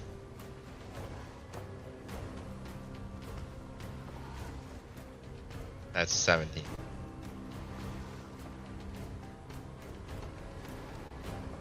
That's it. They all fail.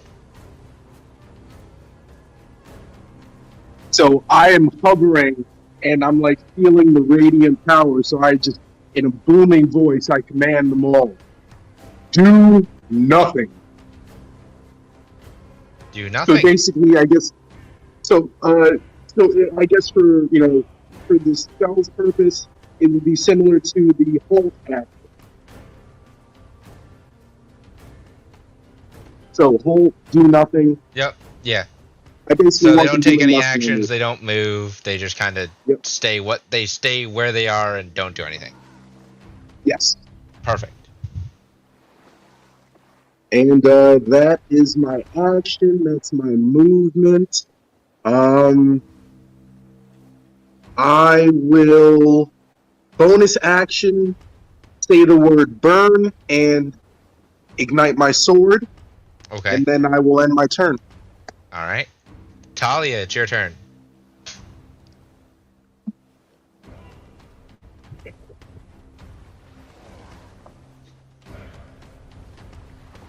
Bonus action.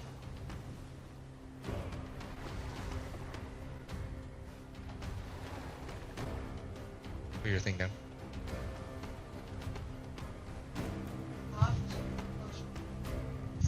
Oh, it still has you muted. I'm gonna pop 2 potions of healings. Okay. So action and bonus action? Yes. And how much is that?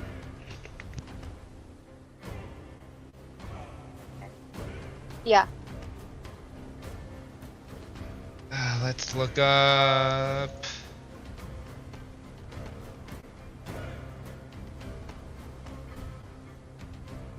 you have 2 greater healing potions.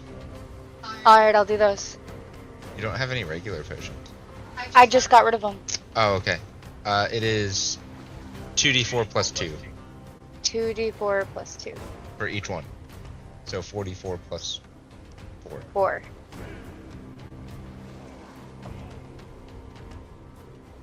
So you heal 13 HP. Wouldn't it be 17? Because of plus 4? Oh, yes. Alright, and then I'm just gonna fly 30 feet in the air and just kind of watch.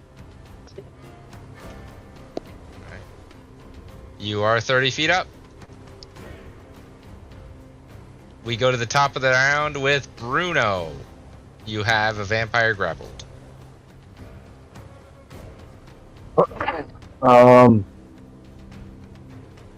As a bonus action, I'm gonna pull my chain axe back to me. Okay. And then I'm gonna, because I have the vampire grappled with like one arm, like kind of like chokehold type style. Yep. I'm gonna swing the chain axe at the guy in front of me. The one that's right next to you, the one that tried attacking you? Yeah, that one right there. Okay. That just goes. Yep. 52.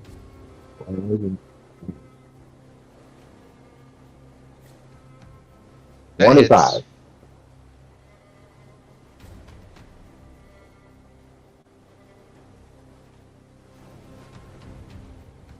Alright, he takes 11 points.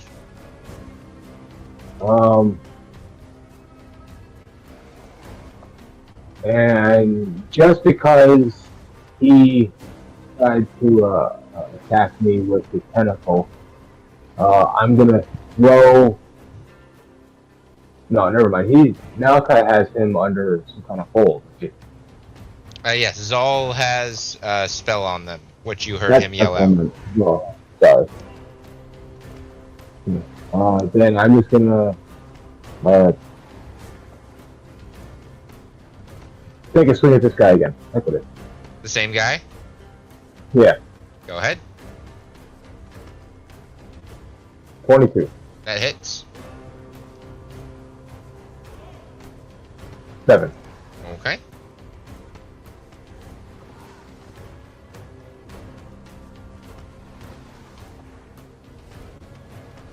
Looking hurt. Are you doing anything else? That was my attacks for action, my bonus action.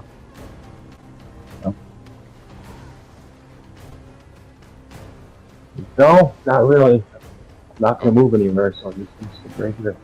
Okay.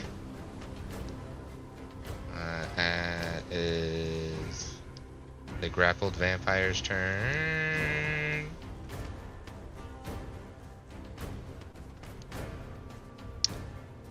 He is going to try to break the grapple, actually.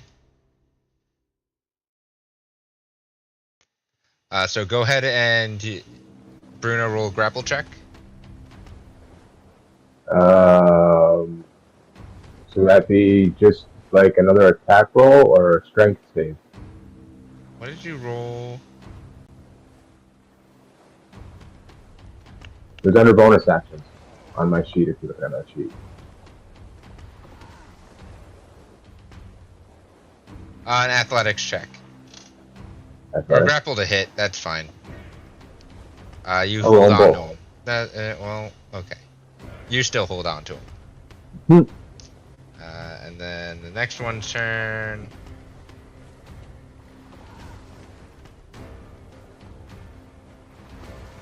Can't really get, well, no, he can't really get in there.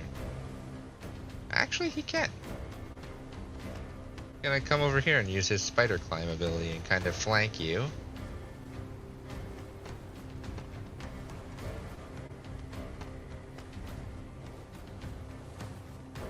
He is going to make an unarmed strike.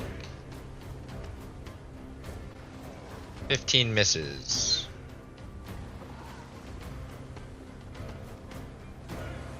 This guy can't do anything because Zal told him to stop. So Lyutra, it is your turn.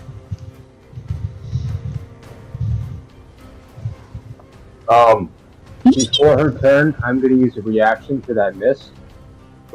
Go ahead. I'm going to use Meat Shield. Yep. So it's just going to redirect the attack to him. Okay. Right? Let's see. You must use your reaction to have the creature make the same attack roll with the new roll against the enemy creature you grappled with advantage. Well, that attack would hit him then. Yeah. So, there's this. That means your grappled person takes 5 points damage. Now it's Lyutra's turn. She is going to step over here amidst these two and cast Word of Radiance. Step where? I didn't see you move. It's literally just to the other side of Bruno. Why didn't So you? that- Okay. Oh, We're it went gonna- back. Yeah, we're gonna. It moved on the player screen. Well, it didn't move on all the screens, actually. Refresh. Oh no, it moved. It moved again. I moved it, and then it went back, and now it went back to where I put it again. So I don't know. I moved it. Oh. Well, then Word of Radiance. What is that? Is it a saving throw or is it an attack roll? it's a Constitution save 17. Who are you targeting? The two enemies near me. Okay. It's so, anyone I choose within 5 feet. What? con save. That's a fail. Let me see. That's a fail. So they both fail. Excellent. Careful, baby. Hang on, I'm trying to do this and look for keys.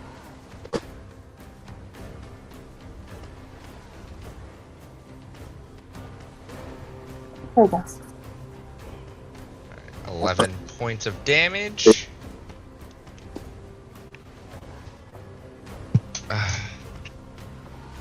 The Mind Flayer that is right next to you, Bruno, and Lyutra is very hurt. Utter the radiant phrase. Oh, McCoys.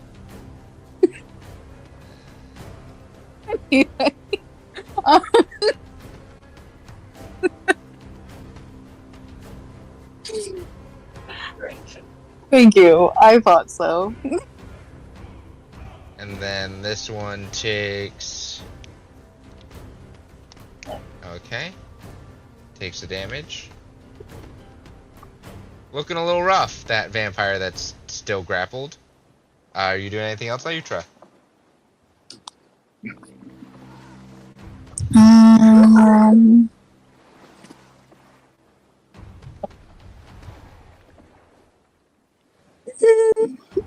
No, I think that's it for now.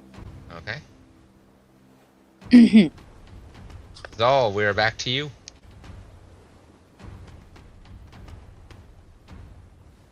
Okay, so what does this guy back here look like? What, the one that's running away? Yeah. A real gruesome, larger, ugly-looking mind flayer. Okay. Question. Yes. If can you flank with spiritual weapons? Can you what?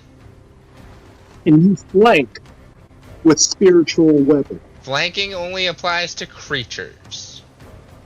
Hmm. Spiritual weapon is not a creature. Good question. But yeah, spiritual weapon flanking only applies when you're flanking with a friendly creature or ally. Okay. Understood. Spiritual weapon is just a thing. Yep, no. I can understand that. Would the weapon be considered flanking to...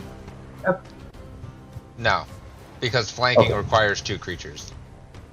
Alright. It's the same rule like if spiritual weapon's next to an enemy and a rogue attacks it, that is sneak attack, it doesn't proc the sneak attack because it doesn't give rogue advantage.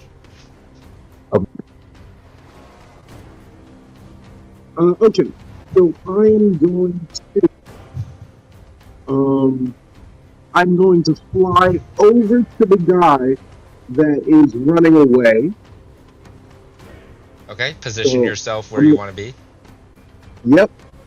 So we're gonna cut him off, do like the Superman thing and drop down in front of him. Yep. My sword and be like, oh, sorry, but you're not allowed to leave yet. And I will let's do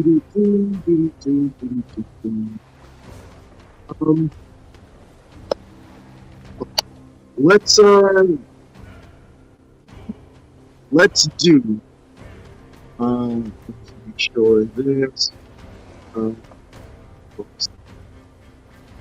okay, so we're gonna do channel divinity, the power of enmity on this guy.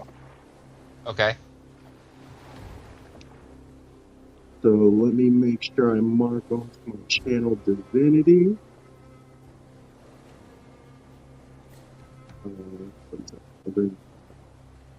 And then we'll make.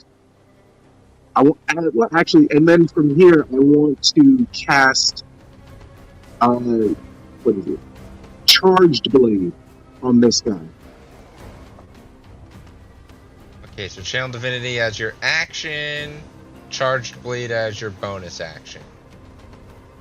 Go ahead and make your attack.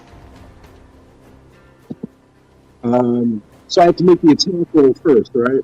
Correct. And then it's with the great sword, flaming great sword. So this is going to be an advantage. Yeah. 27. That hits. So you roll the great sword's damage, and then let me double check.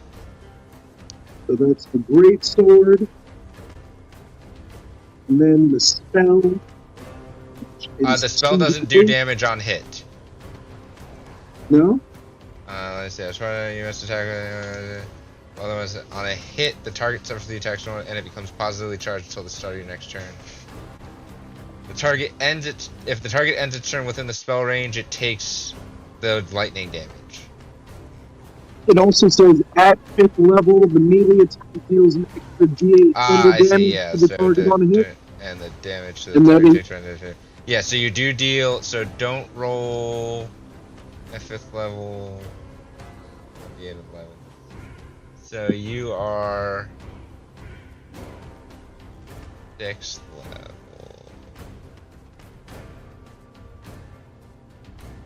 So it takes.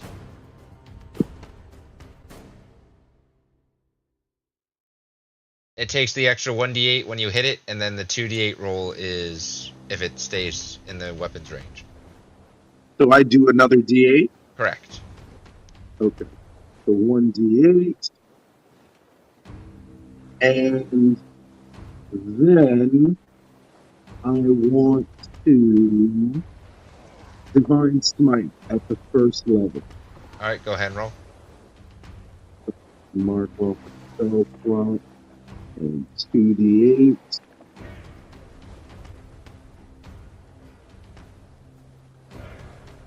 That was 13 radiant. And then there's fire damage too.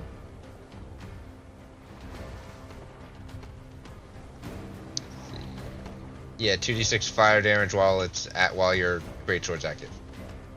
So another 2d6. And I think that's all I can do since that was my bonus action and what. Alright. The Mind Flayers now go.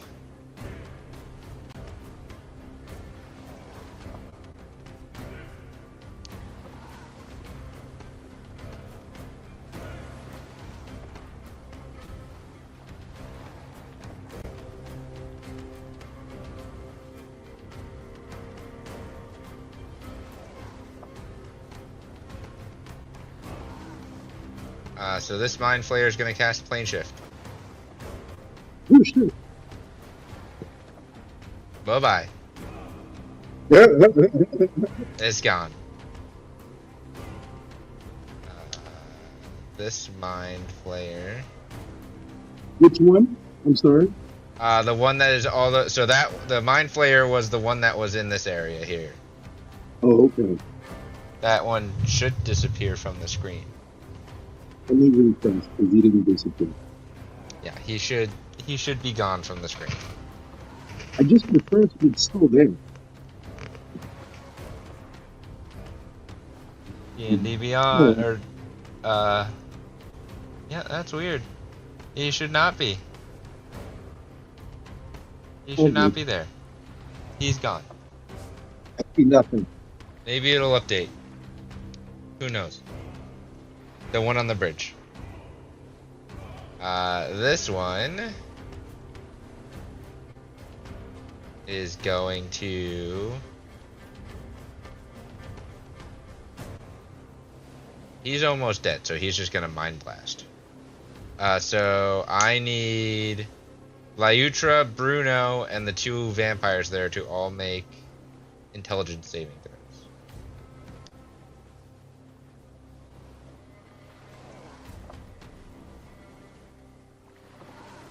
They all have a plus D4, remember, from my bless. You Yes. guys.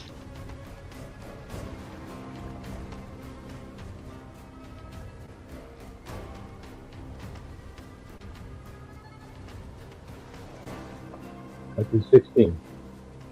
I doubt it matters. I'm supposed to get a +1 on save, but it doesn't like include it automatically, so it's a 12. Again, not that it probably matters, but Do you get your bless too? I don't think so. I don't know. I didn't read that carefully. Bless. 3 creatures of your choice. Yeah, so you didn't. Yeah, okay. I didn't include myself. I was. No. So Lyutra, you fail. Everyone else succeeds.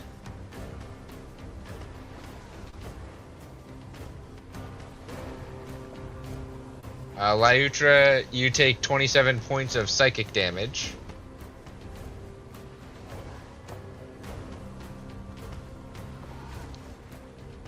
Oh, for your concentration. Yes. So you take 27 points of psychic damage. You do maintain concentration.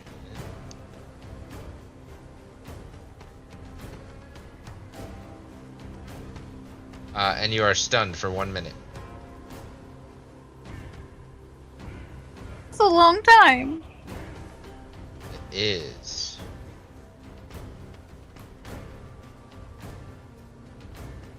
You are 1 point off from succeeding.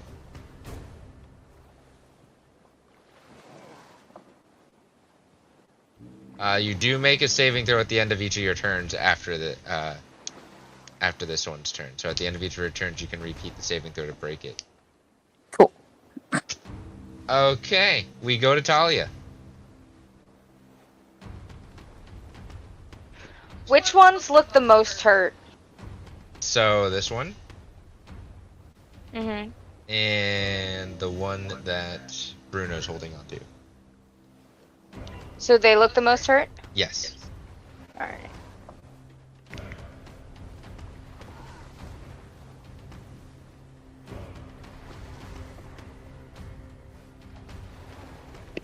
I'm going to cast Raltham's Psychic Lance at the vampire. So I need to pull up my sheet. Saving throw? Yes. And which vampire? Hold on, I can't see. This one? Okay. Okay. 5th level. Yeah. Intelligence save.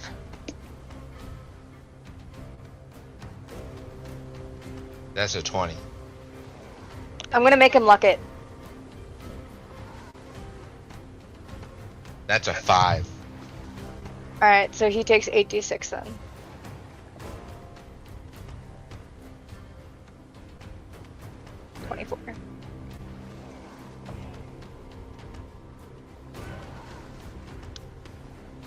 Bruno, you're holding on to this vampire, and just this psychic blast comes from behind you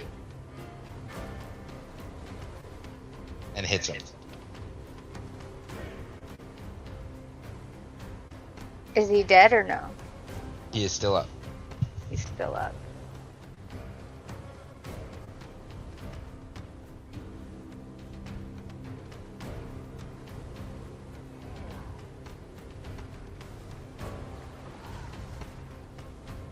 I think... No, that doesn't give me the ruler. Meta, if that's the psychic glance, that vampire is incapacitated now, right? I'm gonna fly over here, but also 10 feet up, so I'm now 40 feet high. Okay. Let me check. Yes, if he fails, it's incapacitated until the start of my next turn. We make him incapacitated.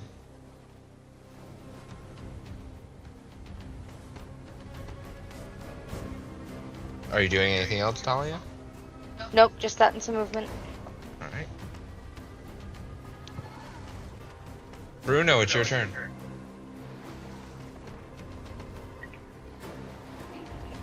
Alright, well, there was just a lot that just went on around me.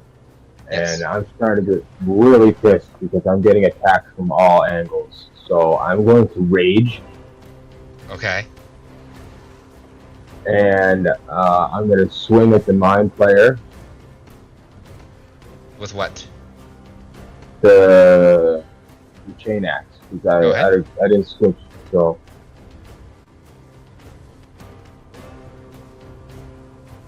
$22. That hits.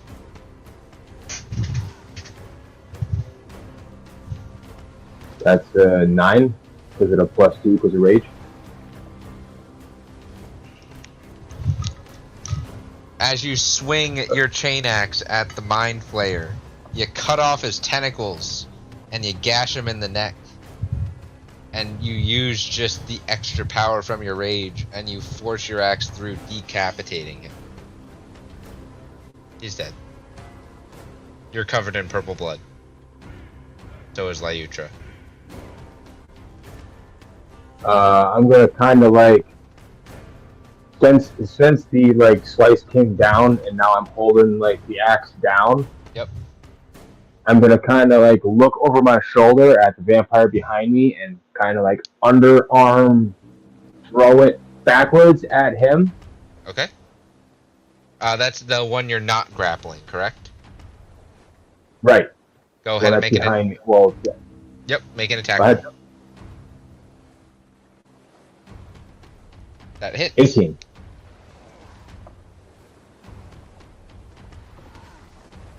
Okay. 13.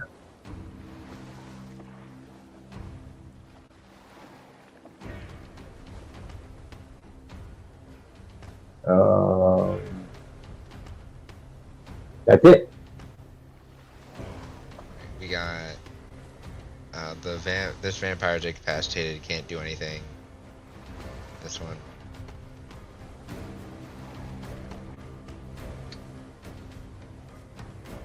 It's going to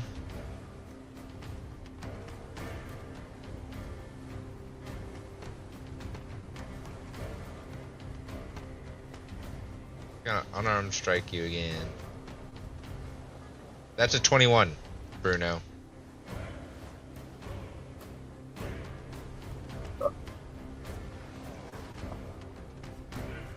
I'll take the hit. You'll take the hit? Yeah, because I can't. I mean, I can have him luck it, but he has to miss for me to use heat shield, so I can't use that. And essentially only works if it hits somebody else besides me. Mm-hmm. So yeah, I'm not gonna luck it. So yeah, I'll take the hit. He grapples you. Oh, I'm sorry. I was gonna try something. I apologize. What are you going to try? No, never mind. Never mind. Sorry, Tom. He just kind of like came around with a swing and punched me and broke my grapple and grappled me. He didn't break your grapple. Your grapple is still active. He's just now holding on to you. Okay. You're holding on to his friend. He's holding on to you. One grapple technically doesn't break another grapple. One. Oh, gotcha. Yeah. I gotcha. Yeah. So this. Okay. Yeah. So you are grappled.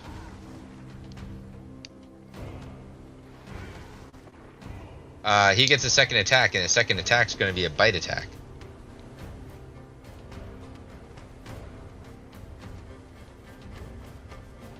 He has advantage. A 25.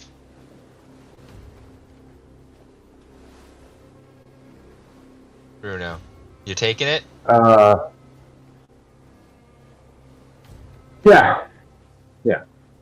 Why not? Okay. So you take 5 points of piercing damage and 11 points of necrotic damage. Your hit point maximum is reduced by 11 points.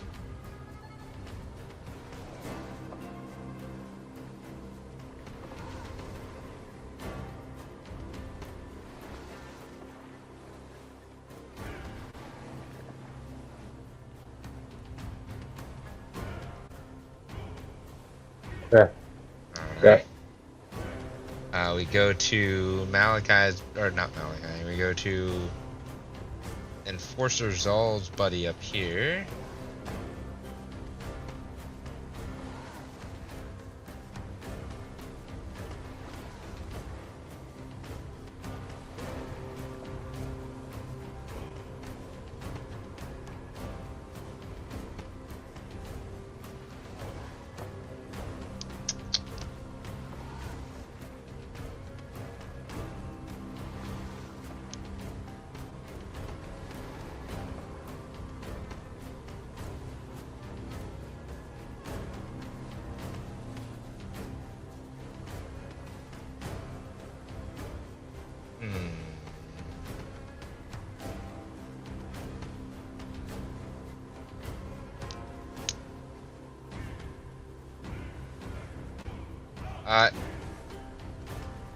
Your friend there, Zal, is going to cast Plane Shift.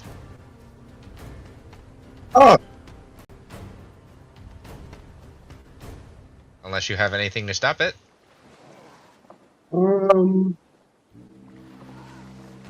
Shit. Did I take the thing? I don't think I took the thing.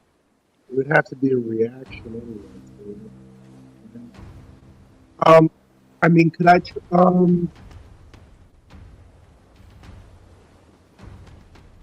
No, I don't think I do. Just an opportunity attack, really. Yeah, unfortunately, this does not trigger an opportunity attack.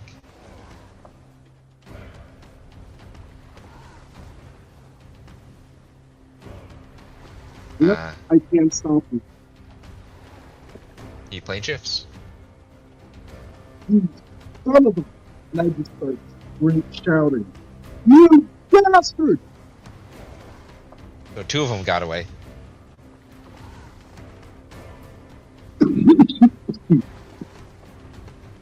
Uh-oh, we all disappeared. Uh-oh. Try refreshing. Mm.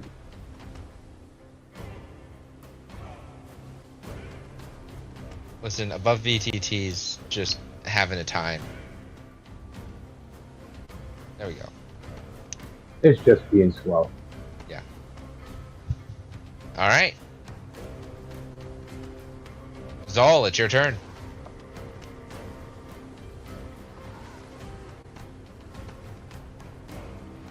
So Zol at this point is just like cursing up a storm. Yep. He's just, "No!" And then he flies.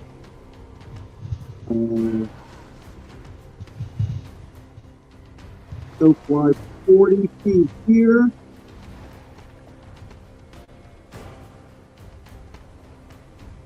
And 20 and 10 feet up. Okay. And he's going to look at this vampire here. Yep. And in with all of his cursing, he is going to cast Vicious Mockery. Okay. So that is a wisdom save of 19.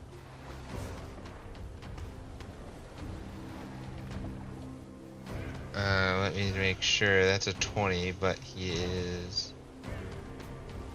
Yeah, so he succeeds.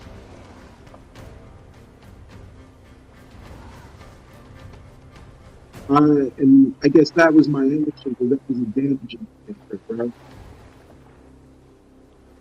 Spells... A damaging cantrip. It could be your bonus action. Your action just can't be a spell. Okay. In that case, since I see that my cursing had no effect on him, pissed him off even further. So I will just fly right. I can't get close to him. Yeah, you moved your fly speed's 60 feet. Yeah. How about? You have said 10 I can't feet. cast the spell, right? You can't. Yeah, you can't really cast a leveled spell because you cast a damaging spell as a bonus action. Okay. I think I'm just gonna be healing them. You're gonna what? You got a little warbly. Sorry, I'm just gonna hover here and curse. I Okay. can't do anything else. Alright, Talia, it's your turn.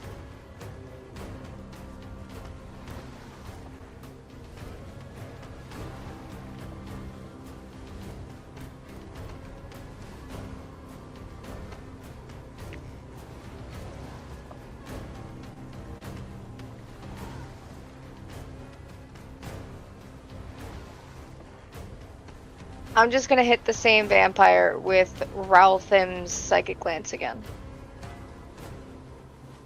Alright, go ahead and roll. He has to make an intelligence check.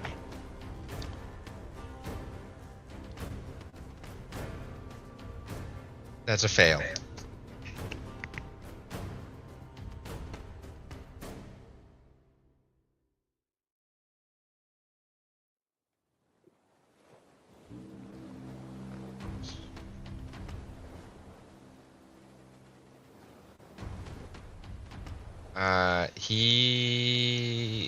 You shoot your psychic lance at him, and it hits him right between the eyes. And he's down. He's down. Bruno, the vampire you're grappling just goes limp in your arms.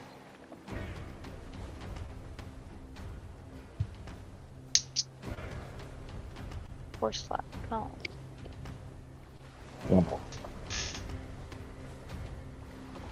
Alright. Well, that's unfortunate. Bruno, it is your turn.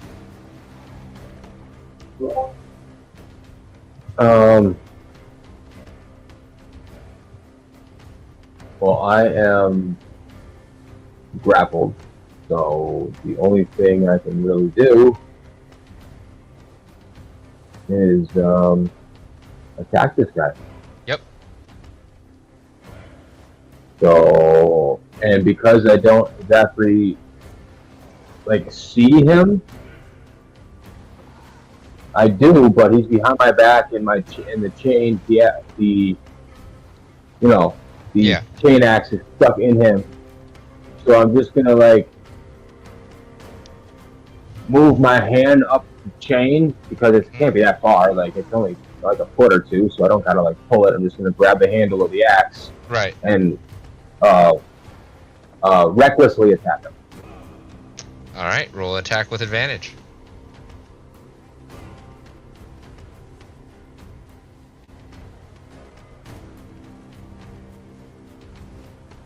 That hits.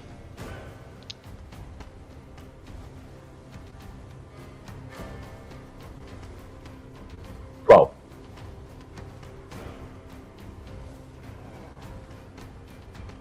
right, you do 12 points damage. And I'm gonna follow up with another swing. Would that one be? Do I have to? The reckless is only the first attack, right? Correct. But your second attack also hits.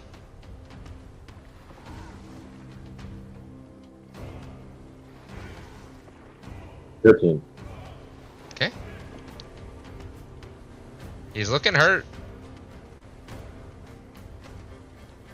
Since I'm not grappled now, as a no, you're bonus still action, grappled.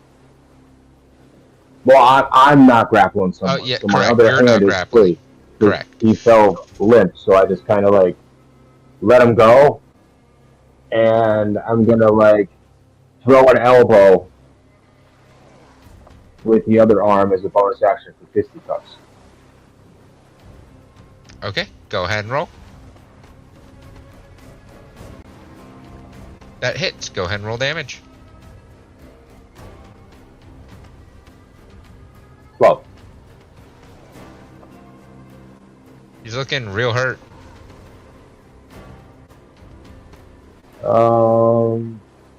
Yeah, I can't move, so that's it. Alright. Goes to his turn.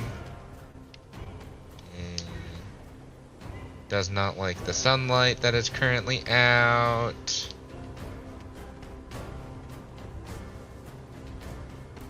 He still has you grappled. So he's just gonna he's gonna punch you once.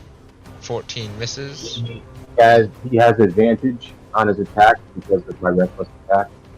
That's true. That hits, so you get punched. That's 12 points of damage.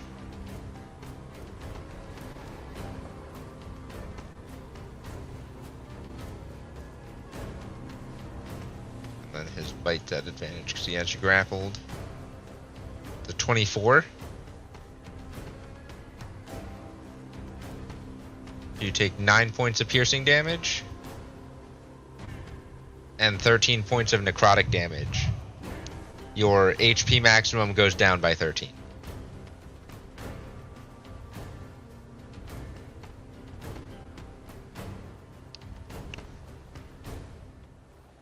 And then it's Lyutra's turn.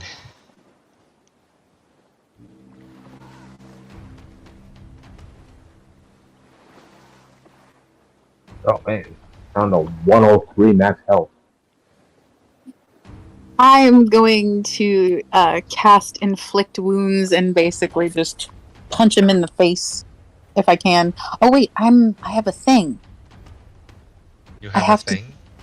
Yeah, the thing happened. Stunned. That's the word. I'm Yes, stunned. you're stunned, so you can't do anything. You can't do any of that, actually. I forgot. The only thing you can do is at the end of your turn, you can attempt to break the stun. Right. What was the save again? I am checking. It's an intelligence save. Ah, that's why it wasn't very good. Plus And three that is, plus one three is better. not bad. Yeah. Well, that one You wasn't still any fail. better. I want to punch him in the head. Zal, it's your turn. Okay, Zol at this point is still cursing, but now he's cursing in a language that no one, unless you understand primordial, you will not understand him. But he's still cursing. Watch your mouth. Do you speak primordial? Yes, she does. Is she saying that? Oh, so all right. So if she says that, then he's gonna stop for a moment. Sorry, what was that? I said I'm stunned. I don't think I can say anything. I was Nope. just letting you know. Nope, she can't say anything. Oh no. Okay. Shit. All right. So still cursing in primordial.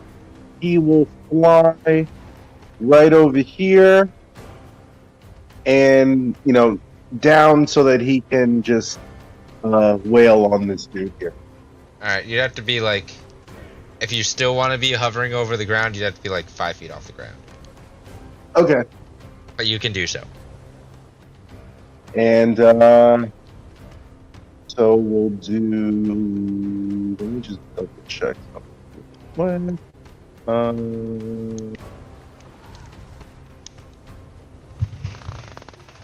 I want to as a bonus action. I want to cast spiritual weapon. Where are you summoning it? Right on the other side. There's your spiritual weapon. So it would look like a spiked warhammer, Okay. and I think I can attack with it as well. Yep, that's part of the bonus action for summoning it. You can attack. All right, so we'll start with that. 24. That hits. Go ahead and roll damage. All right, D8, 14. Can I divine smite with my spiritual weapon? I believe it's only when you make an attack, when you hit with a melee weapon attack. Let me double check. Yeah, when you hit with a melee weapon attack. Right, so spiritual weapons, not really a melee weapon attack. I don't believe you can divine smite on top of it. Okay. Then I will take my swings with my flame sword. So first swing. That's gonna be a shitty. Let's see. That one misses. Yep, that's a miss. Is there anything I can do to fix that? I feel like there's something I can do to fix that.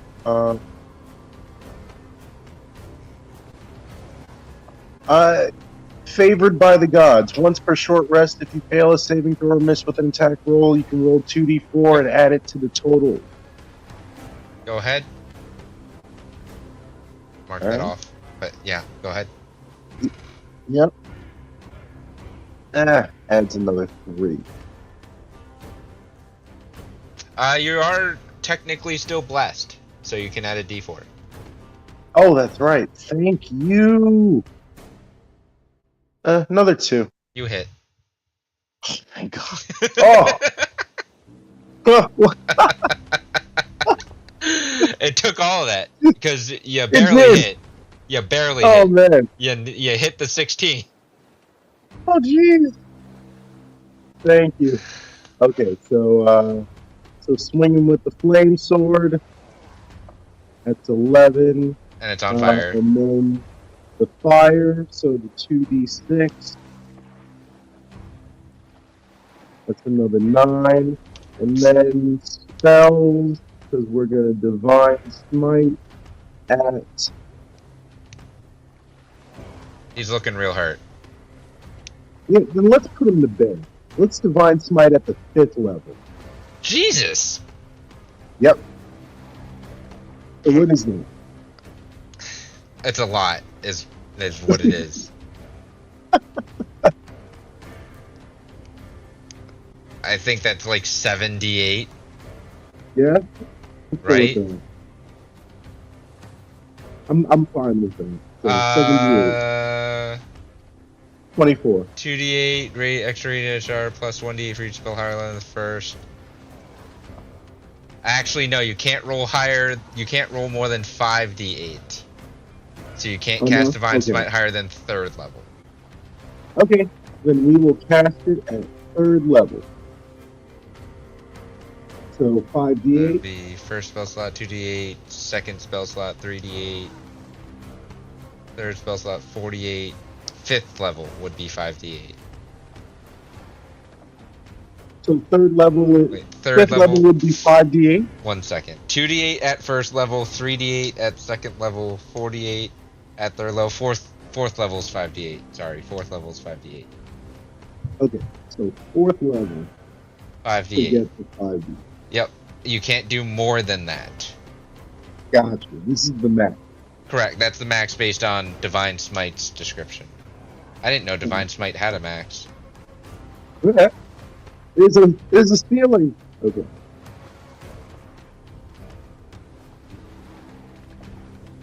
You almost rolled the same thing. So. Almost. Yeah, you smack him with your weapon, and you know he burns a little bit, and then you just the holy glow of Divine Smite hits him, and he's no more. Bye bye vampire.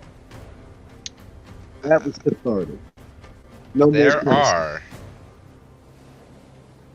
no more enemies.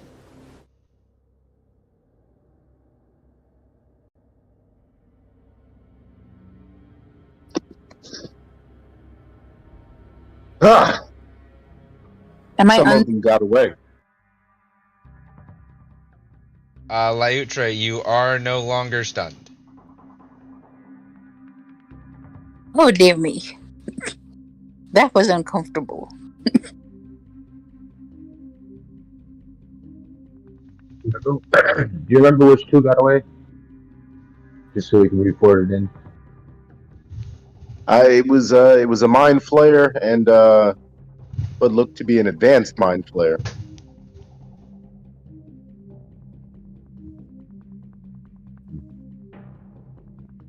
Okay. Damn it. Yeah. I mean, we got these guys at least. I mean, we need to find the Lightbringer.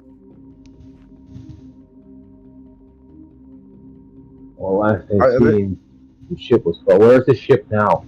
It's not. Down? It's pieces. Is there any debris around us? Some, not a lot. Mostly just like large pieces of wood. Do we see any other like escape pods? Yeah, there's a bunch of dropships in the air. The other fleet from Keldis is off in the distance. You can see it's approaching. It's relatively close, and you can see there's a bunch of drop ships coming from that direction as well, probably to scour the area for survivors. So we just need to wait. Do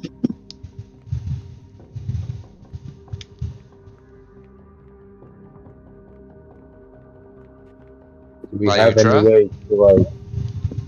Talia, what are you both doing?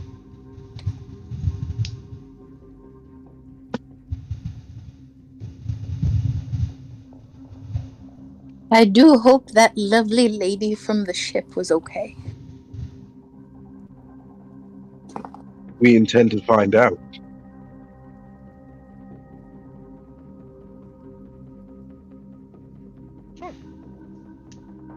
Well, I Yes. suppose at this point there's not much to do but wait. I'm gonna fly up and see if I can see anyone. She's going to sit down and work on her knittings. Is Fly still active? Yes. All right. Then I would follow. Talia.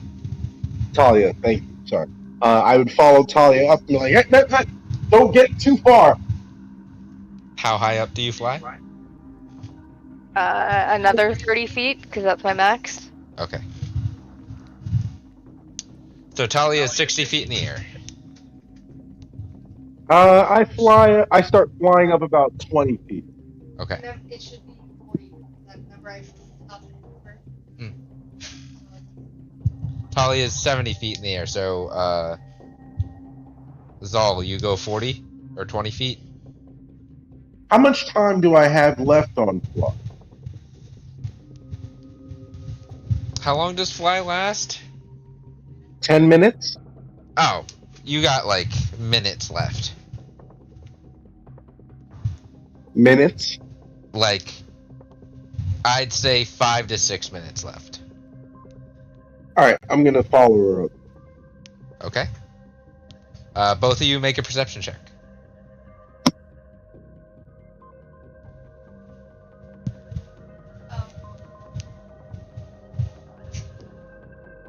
You are both still under bless, I believe. I'll give you a bless for this one because it should be ending.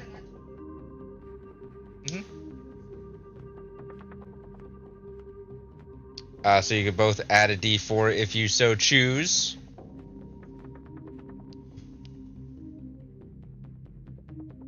Okay. 23 and a 19. You make out very many drop ships in the air. You make out some speeders, some of the assault ships. You see that the fleet from Keldis is approaching rapidly. They should be here within the hour. Not a lot of survivors in the water. There's a lot of debris. It's hard to tell if there's anyone out there.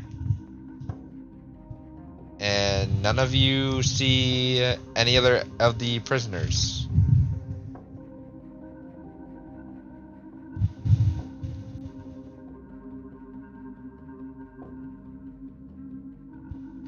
It looks like we were the lucky ones.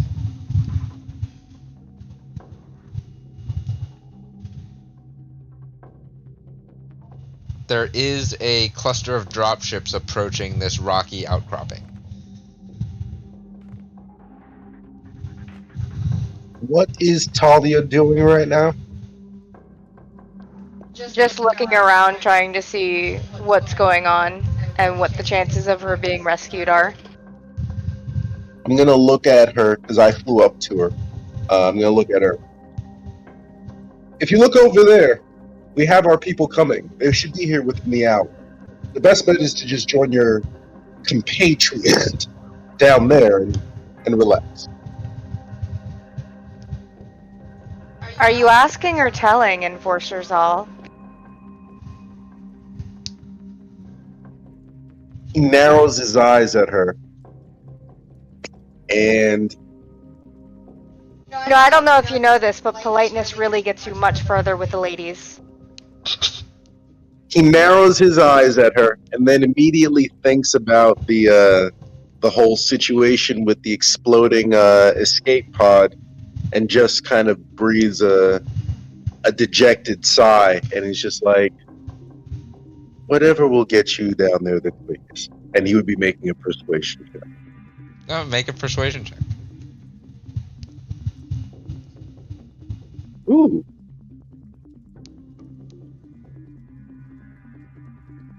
Well, you, Talia, make a charisma check. No, it's check versus check, because he's not trying to do anything against you. Charisma check.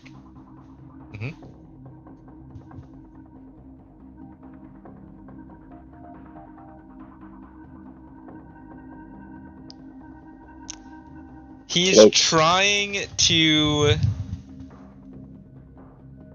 be helpful, even if he is frustrated.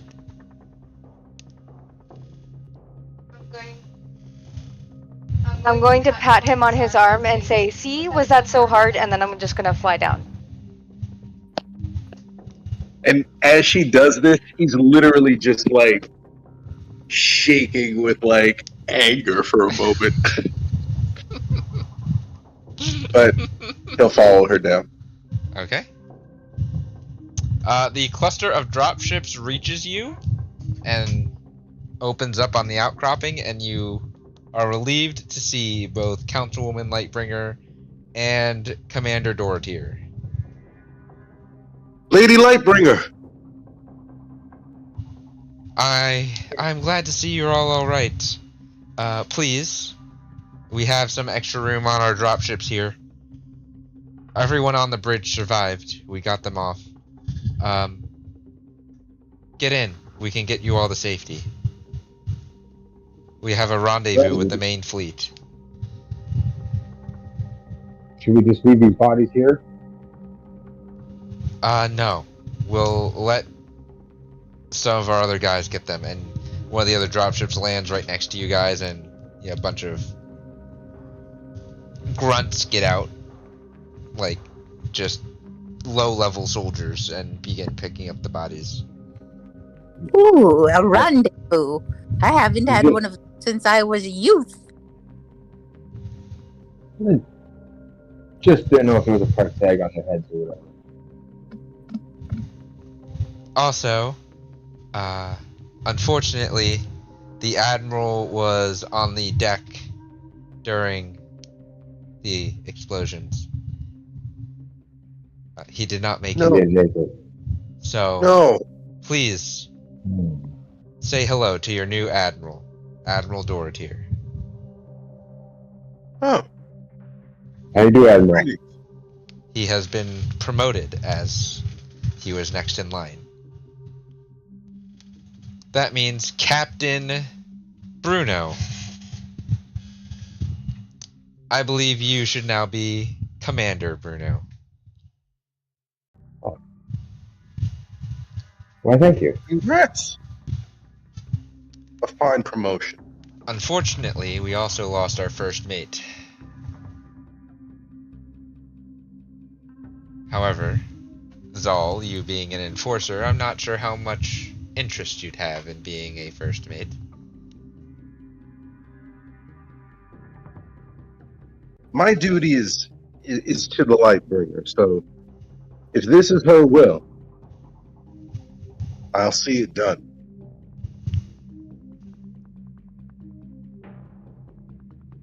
I'll make you captain of my guard instead. Gratitude, Lady Lightbringer. As for you, Lyutra and Talia,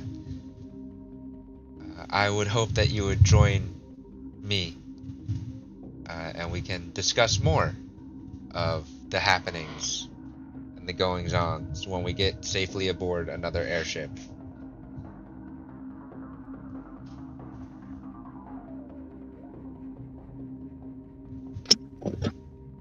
I don't have a better way of getting home.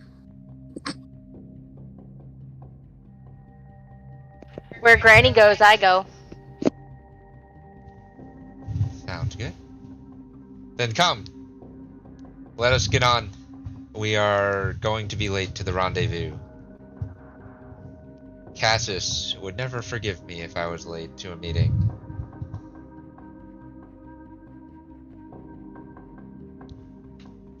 Oh, just a moment. I dropped my beans. She picks up a few beans that are scattered along the rocks that fell out of her purse. Okay.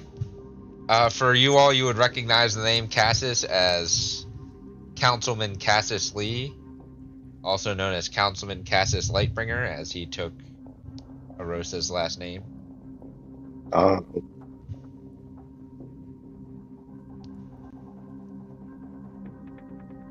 You assume he is the one leading the now rescue and recovery mission of the Radiant Aurora from what is essentially a terroristic attack of some sort.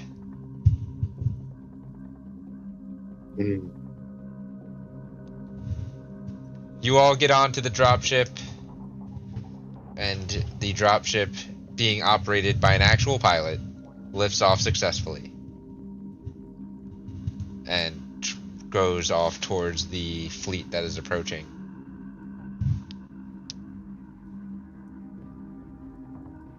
Now, to await what other tasks will be given to Commander Bruno and Captain Zal, as well as 2 new informants, Informant Talia and Informant Lyutra. We may find out, or we may not. But that is the end of this one-shot. Now, a 2-part one-shot, I guess, so I guess it's not one-shot anymore. We may revisit this in the future if we need to, or add on to it, but until then, we hope you all enjoyed, and we will see you next time. I have a quick question. What did Bruno do to outrank me initially? He's not... He doesn't outrank you, technically, because you are Arosa's personal enforcer versus Bruno being in the chain of command of the actual airship. So now I have a title as captain. Correct. So you're now captain of her guard, her personal guard. Okay. And technically being captain of her anything that comes directly from her or her guard is like it's coming directly from her. Okay. It's like the Secret Service. Gotcha. Different division, basically. Correct. You were of equal rank, just in 2 different branches. Understood. But you were partnered as liaisons to each other so that the divisions spoke to each other. Oh yeah, no, he's a capable fighter. Yes. So technically not outranking you, he just has more control of the ship and you have more control over the protection of Arosa Light. Yes. Yep. But that is where we end tonight's session. Everybody have a good night, and until next time, we shall see you again. I wonder if we're coming back to this universe. Interesting. Or, no, it's the same universe, because for something else. What else? Questions. Have a good night. Hope you enjoyed it.